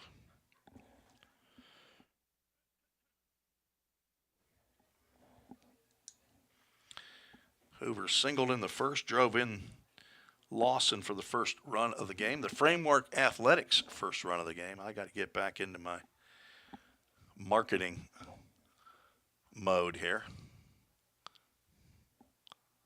Also had an infield single in the third and looks at a breaking pitch high and away there. Appreciate all of the sponsors who are back. Accurate Mortgage. Mike Hoover, Gage Hoover's father, sponsor last year. He's got a sign out on the outfield wall at Pioneer Field. Hoover gets his third hit of the ball game. Perfectly placed over in right field. There's no chance of getting Luke Lawson as he comes around to score the 5th run of the ball game for the Pioneers. Gage Hoover, have a day, buddy. 3 for 3 with 2 RBIs. The 2023 Tennessee Player of the Year out of Stewart's Creek High School.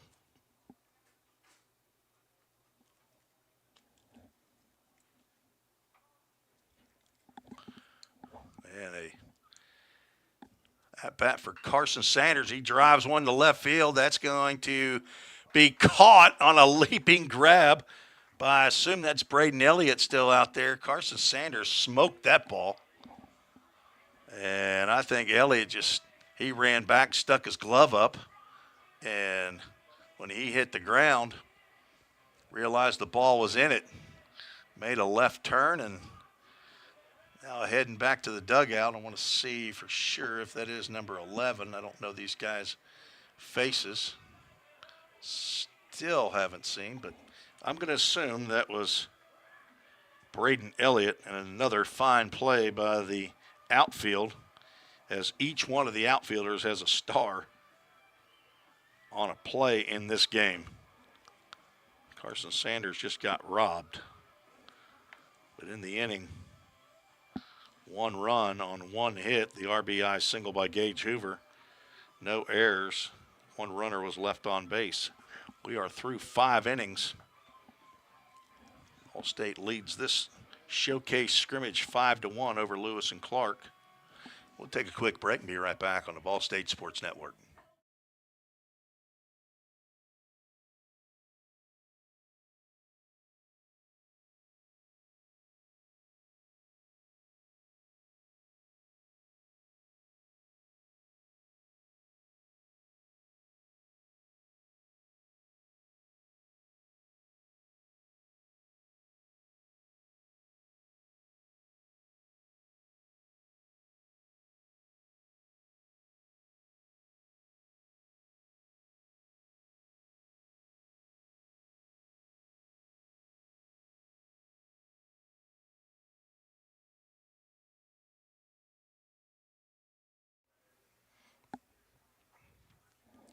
Welcome back to Carbondale, Illinois. Eben Hansen back out for his 2nd inning of work. He'll face 6, 7, and 8 in the Trailblazers lineup. Nick Muskoff, Harrison Rakers, and Braden Elliott are scheduled.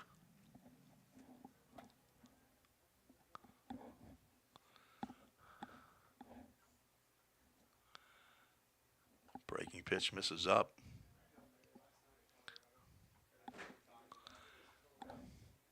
Hansen faced 5 batters in his first inning of work. Walked 1, walked 2, gave up an infield single, and he's 3-0 on the first batter here in the top of the 6th. Again, it was good to see Ross Spurgeon. That pitch gets in there for a called strike. Had a few minutes to talk with Ross before the game. He's got a now 1-year-old daughter. He's living in Louisville, working just outside of Lexington. There's strike 2, and the count goes full. Ross Spurgeon, the first pitching coach for the Pioneers, then followed by Braden Cale, who's now at Trevecca, then followed by Sam Folks. It was 1 year, and then he has moved on, and now Trevor Mutzi as Hansen walks Muskoff to lead off the 6th, and so that's back-to-back innings that Hansen has walked the leadoff batter. Harrison Rakers steps to the plate. He's 0 for 2. Fly out to the left fielder and a line out to the center fielder. Throw over to first base. And runner wasn't even hardly off the bag.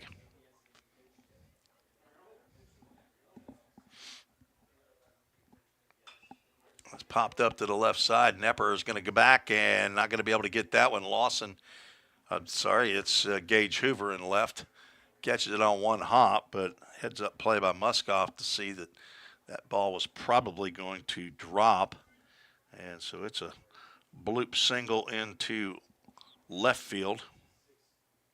And puts runners at first and second with nobody out. Braden Elliott at the plate. He's 1 for 1. He's reached base both times he's come. Up to the dish. Bloop single to right, and he was hit by a pitch. Hansen some work now, and that's popped up out the right center field, and that might be trouble. Devin Thrain makes a sliding catch in the left center field. I thought that ball was going to get there, and Devin Thrain got over. I think he was worried a little bit about whether or not Mashinsky was going to try to go for that, but Devin Thrain with a nice play out there to get the first out of the 6th. Put a star by that one.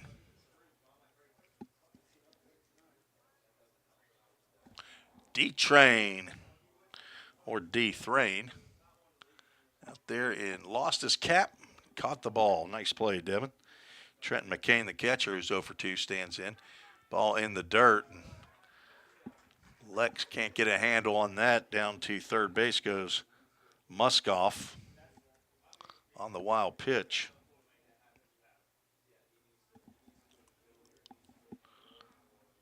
But Hansen has a chance to get him a do that double play if he can get the ground ball. Popped up and out of play to the left side. 1 ball, 1 strike.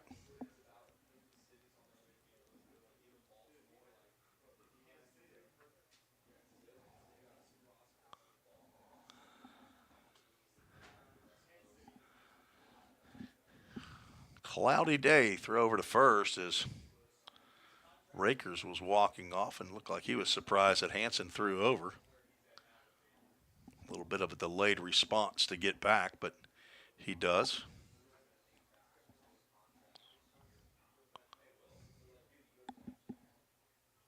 Hansen with a long pause, just missed hitting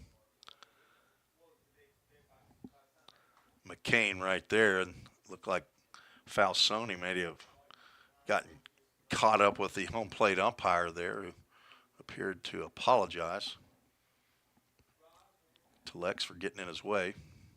Count goes 2-1. Swing and a miss on a high fastball, 86 miles an hour.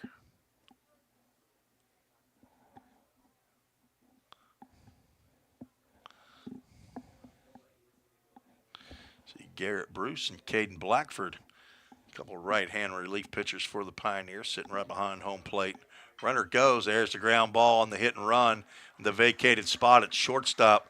Thrain up with it, and he overthrows the third baseman, and that goes into the outfield, and another run's going to score, and a batter runner is going to head over to third base on the 2-base throwing error by Devin Thrain. 2 runs come in to score. It's a base hit by McCain and an RBI with the first error of the ball game. It goes to Devin Thrain after he just comes up with a beautiful diving catch. So right now an unearned run that could turn into an earned run depending on what Cam Nemeth does. Breaking pitch whispers at the outside corner for a called strike. He struck out looking in the second, struck out swinging in the fifth. Fifth batter of the inning by Hansen as he gets another pitch on that outside corner for a called strike. Ahead in the count with Caden McGee, the leadoff batter in the on-deck circle. 2 runs in for the Trailblazers. Fouled off to the right side. Going to try to work for AAA Autoglass to become a sponsor of Vol State. Dylan Doris and the Doris family,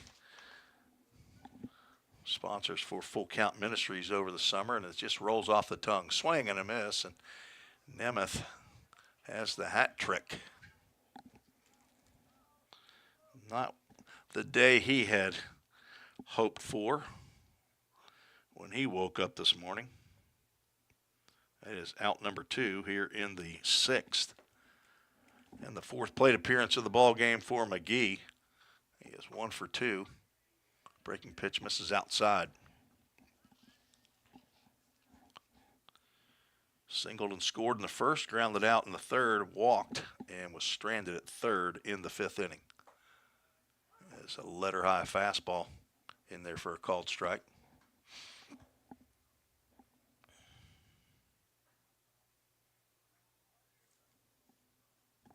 Sixth batter of the inning. That's apparently off the glove. I thought maybe that hit the bat of McGee. I thought it hit something. They're calling it just a ball.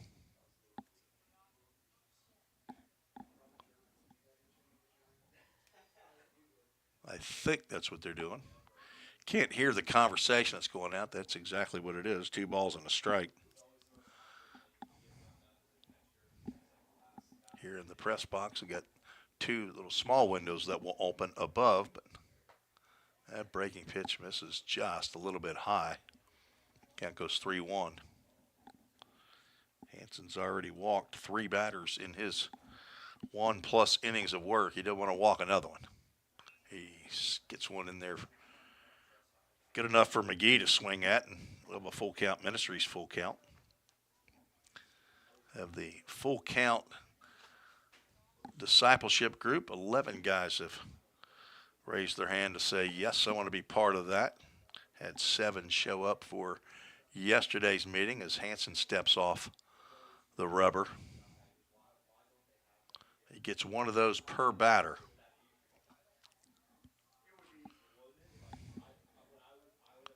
Full count pitch, swung on and missed. Hansen gets out of further trouble with the swinging strikeout to retire McGee.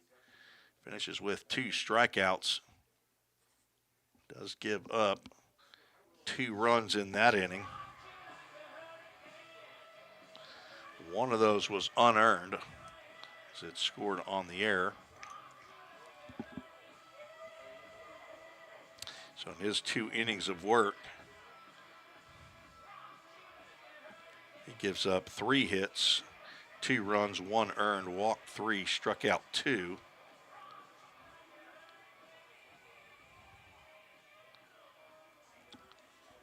And that will take us to the bottom of the 6th inning. Thankfully, the rain has held off. Let's see if anybody has emailed the show. I've gotten 0 emails up here. I did get an email from Andrea Falsoni earlier on the bus ride up here, checking on game time and whether we were broadcasting, and Andrea had everything set up. Everything was looking good to start on the broadcast, and then all of a sudden the broadcast gremlins showed up, and I had the devil at the time trying to get my cameras up and running. So if you want to join the show, let me know who you are, where you're watching from, who you're rooting for. Send an email to treesports@gmail.com. That's TREECE sports@gmail.com.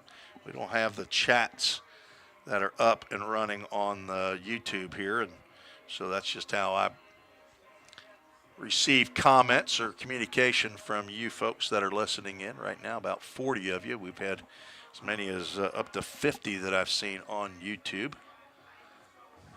You know what? I can see the chats on my my actual laptop. Sharon Armstrong said, "Is there a delay in the game?" I've explained that one, hadn't I, Sharon? Yeah, it's probably me not knowing how to operate the equipment, although I've been operating it for several years, and I have no idea why it wasn't working correctly today, but hopefully we're good to go. You never know with broadcast equipment. And, you know, I'm an accounting major and a former law enforcement officer, so nowhere did I get a degree in electronic equipment. So Paul White, he has the back line for treesports@gmail.com, so we communicate via texting. So he was all over the delay in the ball game. So apparently I can on my my YouTube that I have pulled up on my iPad. I can see your comments. So if you want to comment there, you can. Hey, Martin Jenkins. Haven't seen Scotty Dean. Scotty Dean did not make the trip. Martin, I think he has an injury bug that's gotten a hold of him. I think he was out of practice maybe a couple days, and so I have not seen him there. I don't think he's ill. I think he's got some other malady that is going on. So, but thank you for the email. Thanks for watching. Reed Mashinsky is leading off the bottom of the sixth for the Pioneers, facing a new pitcher, Chance Lehman, Lehman, a right-hander. Face a right-handed hitting Reed Mashinsky. Looks at a changeup down low. Now 2 balls and no strikes. Mashinsky 0 for 1 with a walk. Lehman from Paris, Illinois. Mashinsky fouls that one off on the 2-0 pitch. Lehman, a sophomore right-hander.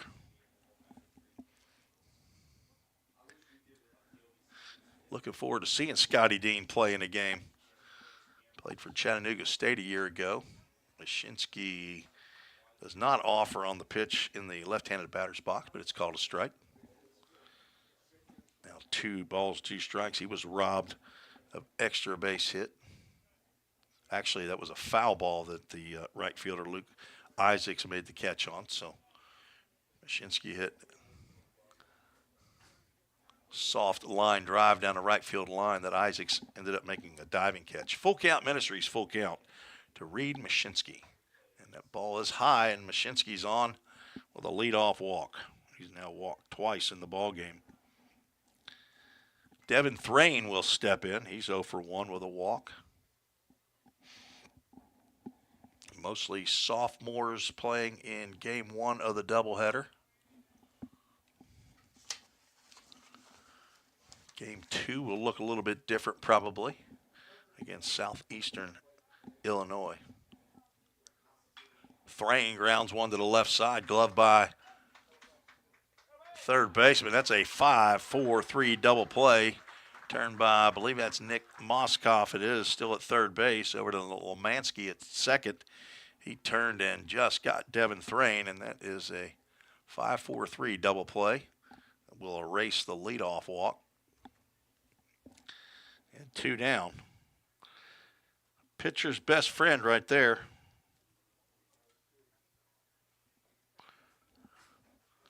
Drew Plummer steps in.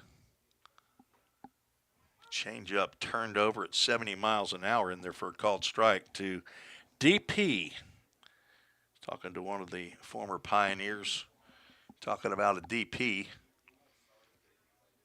And I thought, are you talking about Drew Plummer? Are you talking about Dylan Pennick? Or are you talking about Dalton Pizer? I've had at least 3 DPs on Vol State roster since I've been broadcasting, starting in the spring of 2022, as that pitch is fouled down the right side on an excuse me swing by Drew Plummer. He's 0 for 2, looking for his first base hit of the ball game. 1-2 pitch in the dirt or the turf.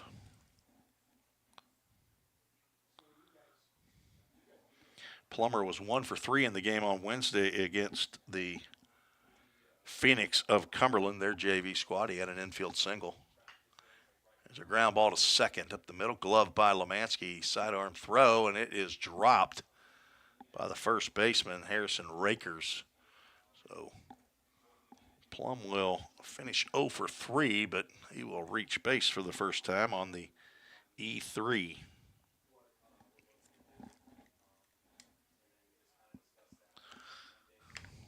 Throw down around the ankles of Rakers and couldn't come up with that one.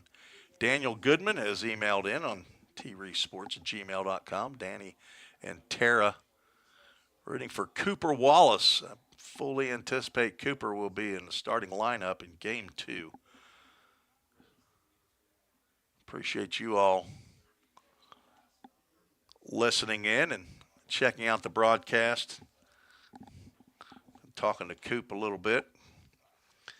He's made some progress since last year.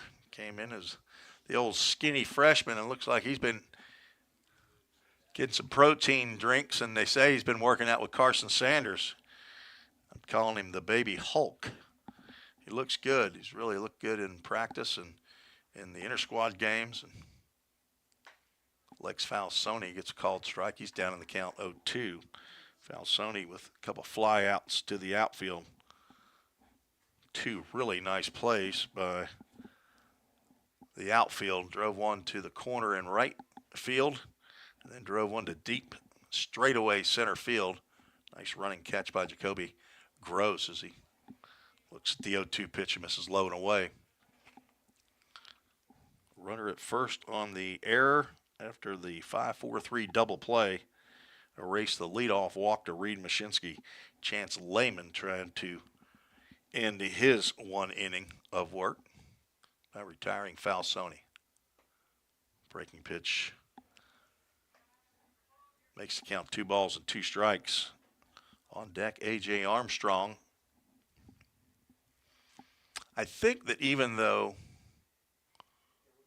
Pioneers will be leading going into at least the top of the 7th.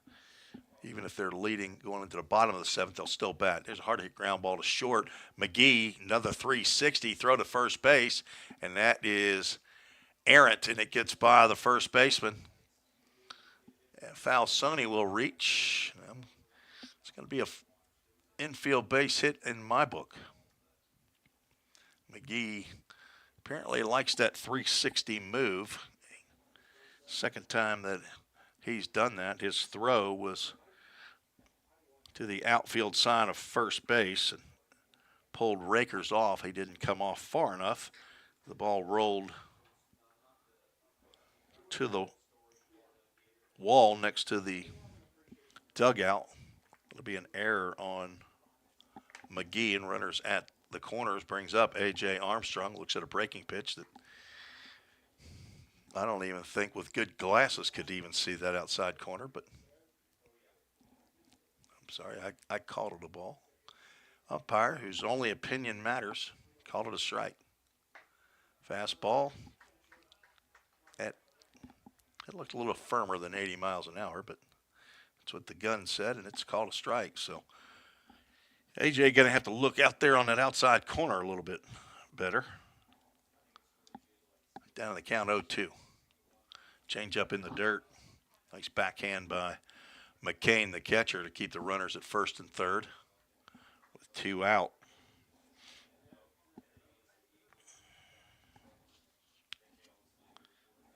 Luke Lawson in the on-deck circle, hoping to get his fourth at-bat of the ball game here in the sixth. Another ground ball up the middle. That'll be an easy 6-4 put out to retire the side. And no runs scored. There was one hit on my score sheet, 2 errors, and 2 runners left on base. We are headed to the 7th, the final inning of work for these two teams.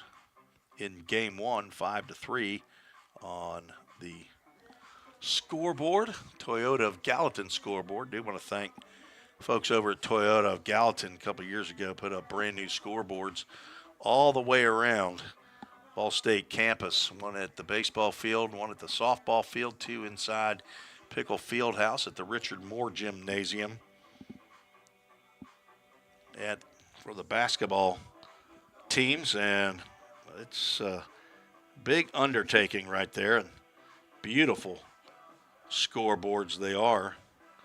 Toyota of Gallatin located right across the street from the eastern entrance to Ball State Community College. I've got a Toyota Tundra purchased from over there. Jim McGuire, he's got a Toyota Camry from over there. Go over there and say howdy to my buddy Wayne Hobdy, salesman over there, or go to the service department, tell them Tim Reese sent you, and ask for Emily Smith. You won't find a sweeter young lady than that service technician right there. I've known her a long, long time. Daughter of Tony and Kim Smith. Summit Concrete call to the bullpen for the Pioneers. Last year's DJ and public address announcer up in the press box during a medical red shirt, Braxton Alexander, 5'11", 195-pound redshirt sophomore from Woodbury, Tennessee, Canyon County High School. He's a general studies major, the son of Brian and Andrea Alexander, brother to Andrew, and the grandson of Papa and Mimi in Readyville, Tennessee. A couple of years ago, in his freshman year, he got 3 appearances, had 3 innings of work.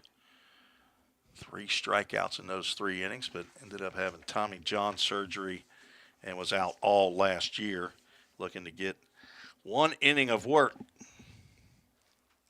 here against Lewis and Clark. First pitch is fastball in there at 84 miles an hour, fouled off by Luke Isaacs, who's 1 for 2. B.A., he's a second-year participant in the Full Count Ministries D group.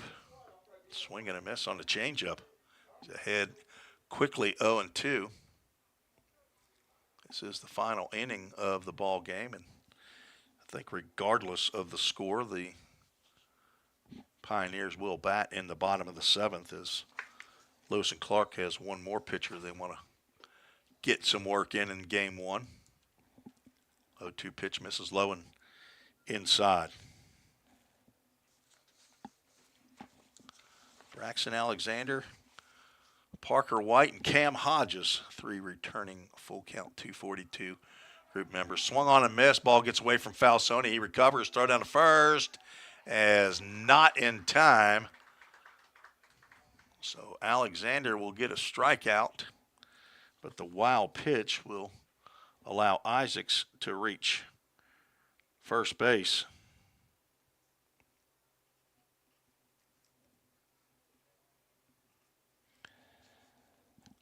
Brings up Jacoby Gross, 0 for 2 with a walk.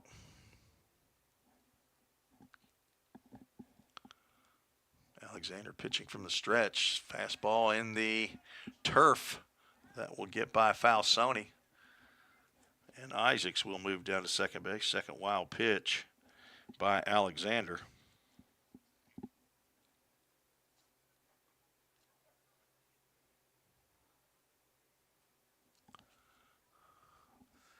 So Braxton has a little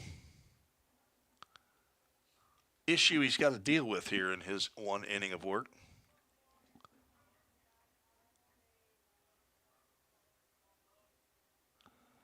Runner at second, nobody out. Number 3 hole hitter at the plate. This is down with the changeup. 2 balls and no strikes. Lemansky, the cleanup hitter, on deck.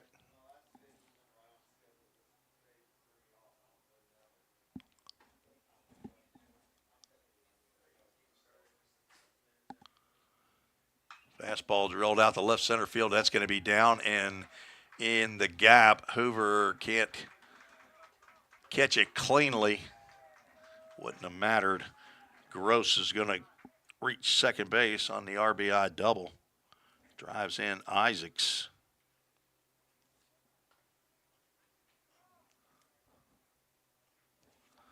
I believe that's just the 5th hit of the ball game. Sorry, 6th hit of the ball game for Lewis and Clark. Located in Godfrey, Illinois, just north of St. Louis. Isaac Lemansky, he's got one of those hits. He's 1 for 3. He steps in.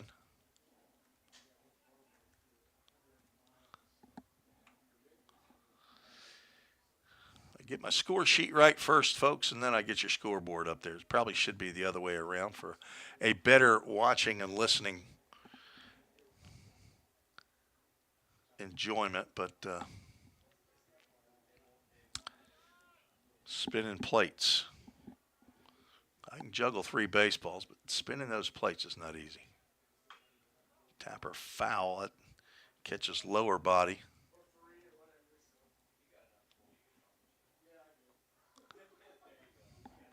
Will hobble Lemansky for a little bit. Might have been the second pitch.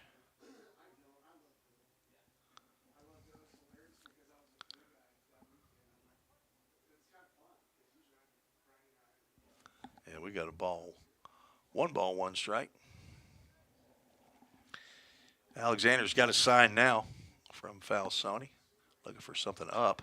Ground ball to the left side. Armstrong gloves and throws on to Sanders at first base. The runner remains at second. There's out number 1. Second assist by A.J. Armstrong down at third base. One of 2 true freshmen starting in the field today for head coach Jim McGuire. At the corners, Easton Denning at first and A.J. Armstrong at third. Denning now replaced at first base by sophomore Carson Sanders. His first pitch into Schreckenberg is a called strike. He's 0 for 2. Reached base on a hit by pitch.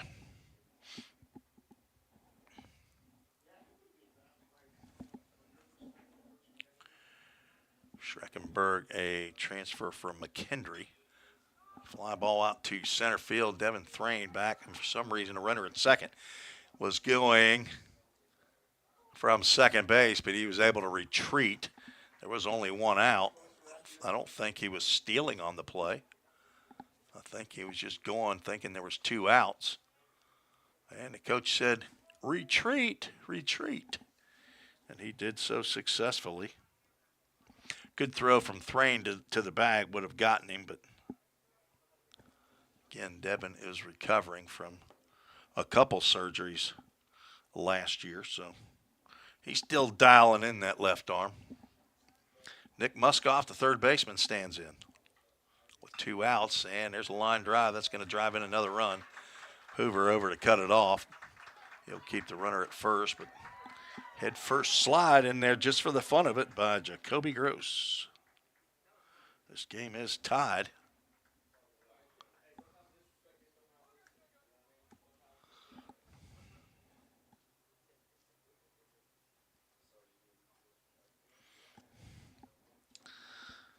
Brings up the first baseman, Harrison Rakers.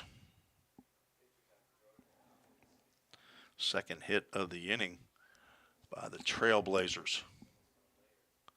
Right down the can. Called strike. Rakers either taken till he gets a strike or did not like a fastball right down the middle. Slider or cut fastball there. It fouled off to the left side, and Alexander ahead in the count, 0-2. Sixth batter to come to the plate for the Trailblazers here in the seventh.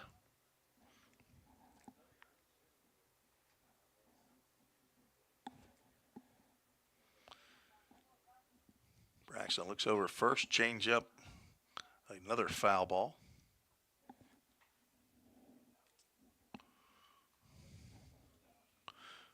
I want to thank the folks at Alley Cassidy Brick and Stone, my good buddy Randy West, former neighbor, one of the owners of Alley Cassidy Brick and Stone. There's a strike three on the outside corner, and Alexander gets the call and gets the backward K in the book for out number 3. Let's give up 2 runs on 2 hits, no errors, and 1 runner left on base in his 1 inning of work. We will go to the bottom of the 7th inning. This will be the final half inning. Actually had 2 strikeouts in that inning. The leadoff batter struck out but reached on the wild pitch. That would have completely changed the inning. So, but it ends up being an earned run. Almost acts as though it's a walk, but he did not walk any batters. So we will go to the bottom of the 7th inning. Ball State will try to score at least a run, at least to take the victory on the score sheet, but we'll face a new pitcher, Keaton Favre. He's a right-hander. Favre from Highland High School, Alhambra, Illinois. Also two-way player, infielder, as well as a right-handed pitcher. He's going to face the top of the Vol State lineup. He is the 6th pitcher for Lewis and Clark.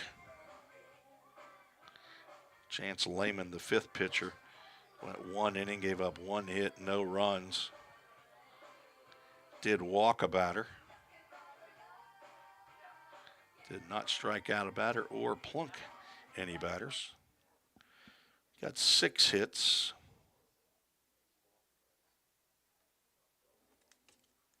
Let's see if I get that right. 2, 4, 6 hits for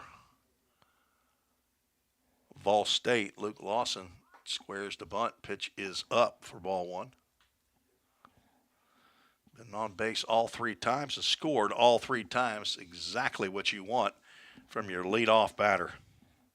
Lawson was 1 for 3 in the game on Wednesday. He scored 2 runs there. So he scored 5 runs in 6 plate appearances.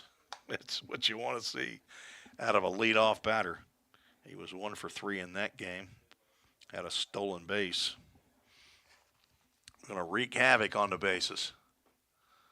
Slow breaking pitch misses low and inside. Count goes 2 balls and a strike to the young man from Powell, Tennessee. Halls High School, located over in East Tennessee and Knoxville area. Swing and a miss. Nice fastball there by Keaton. I'm assuming he spells it the same way Brett Favre. I mean, he pronounces it the same way, Brett Favre, because it's spelled the same way. If you didn't then, you ought to now.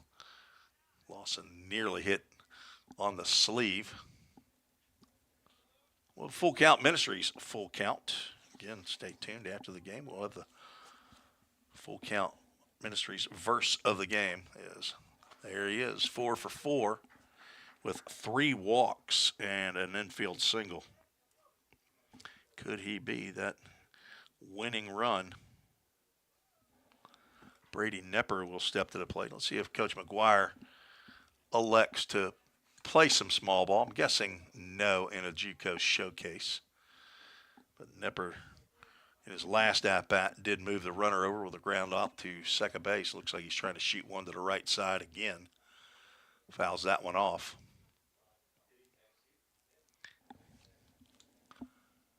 Got a couple more emails.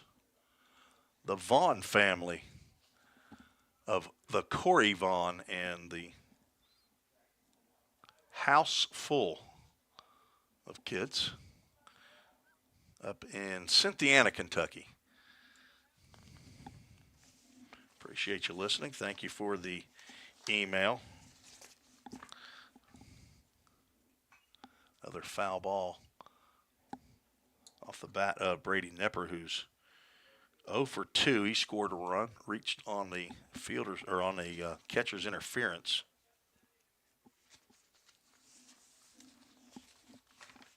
Viola Vaughn. Do I have that name? I do. Ron and Viola up in Cynthiana. Just got a piece of that one on that breaking pitch. Viola sends an email, says, hashtag let's go Vol State. I like that. Two players, true freshmen from Cynthiana, Elijah Harris and Corey Vaughn. Shot out to center field as Jacoby Gross will move over toward right center field, make the catch on Nepper's fly ball for out number 1 here in the bottom of the 7th inning. Nepper finishes 0 for 3. That'll bring up Easton Denning, now the DH.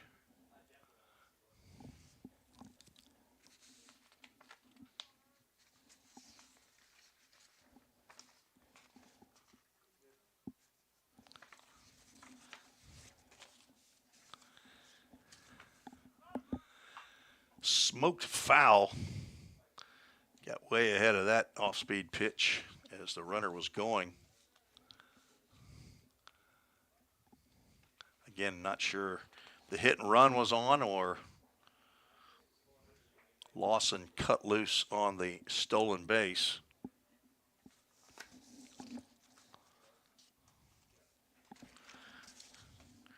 Tara Goodman with a email in. Appreciate her as another foul ball straight back. Cooper Wallace's mom.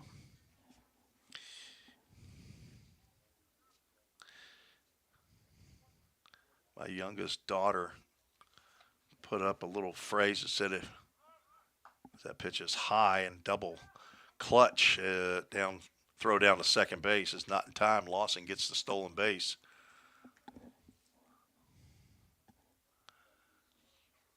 She says, if you can't, what is the first part of it? I can't remember now. I know the second part of it.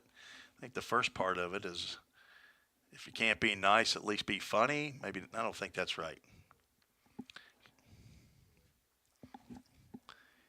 We do try to have a little fun at the Reese household. Popped up into center field on the breaking pitch. And the catch is made.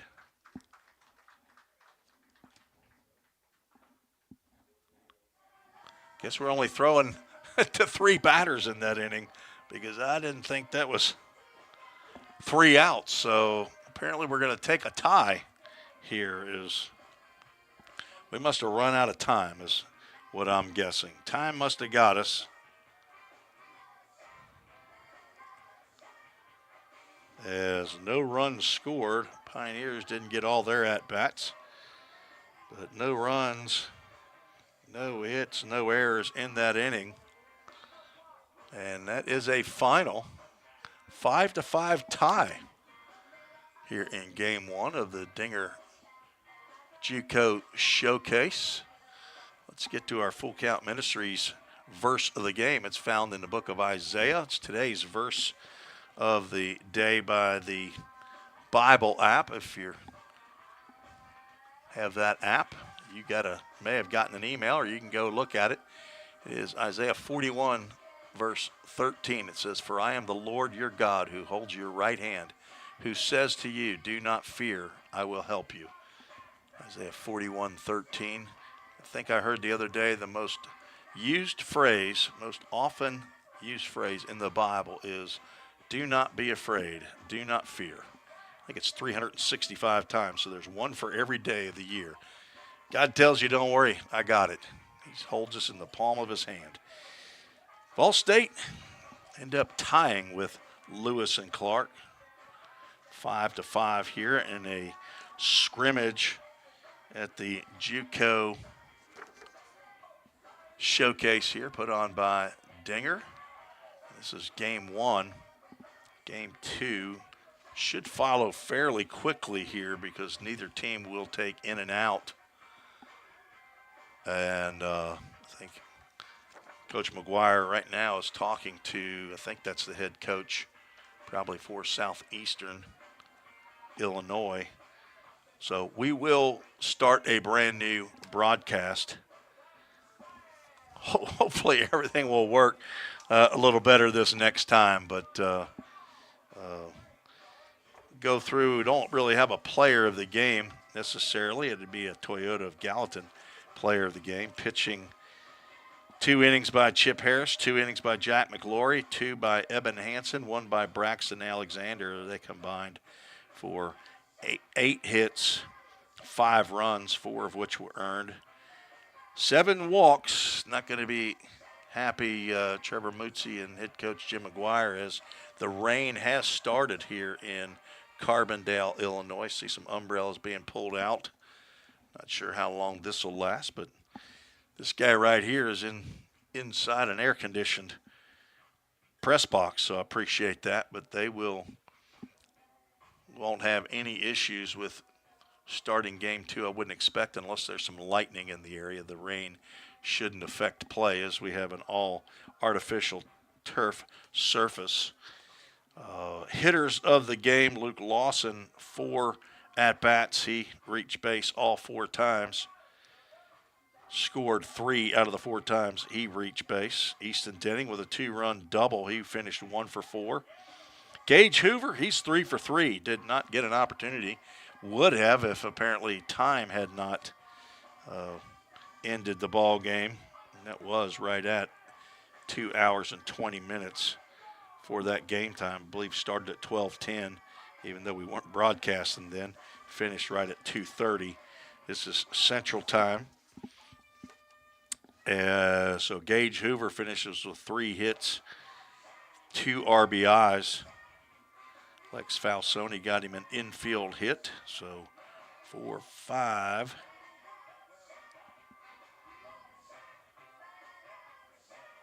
So I have 6 total hits for Vol State. Did have 1 error. Lewis and Clark finished with 8 hits and I believe 3 errors.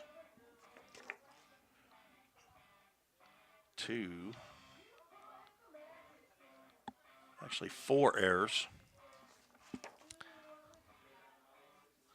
No winning pitcher and losing pitcher, no save. Started at 78 degrees here in Carbondale, Illinois. We will take a quick break and be back for game number 2. So for Athletic Director Bobby Hudson and head coach Jim McGuire, this is Tim Reese saying so long for right now. We'll be right back for game 2 on the Vol State Sports Network. We'll start a new stream. So check back in probably about 15 minutes. God bless y'all. We'll talk to you soon.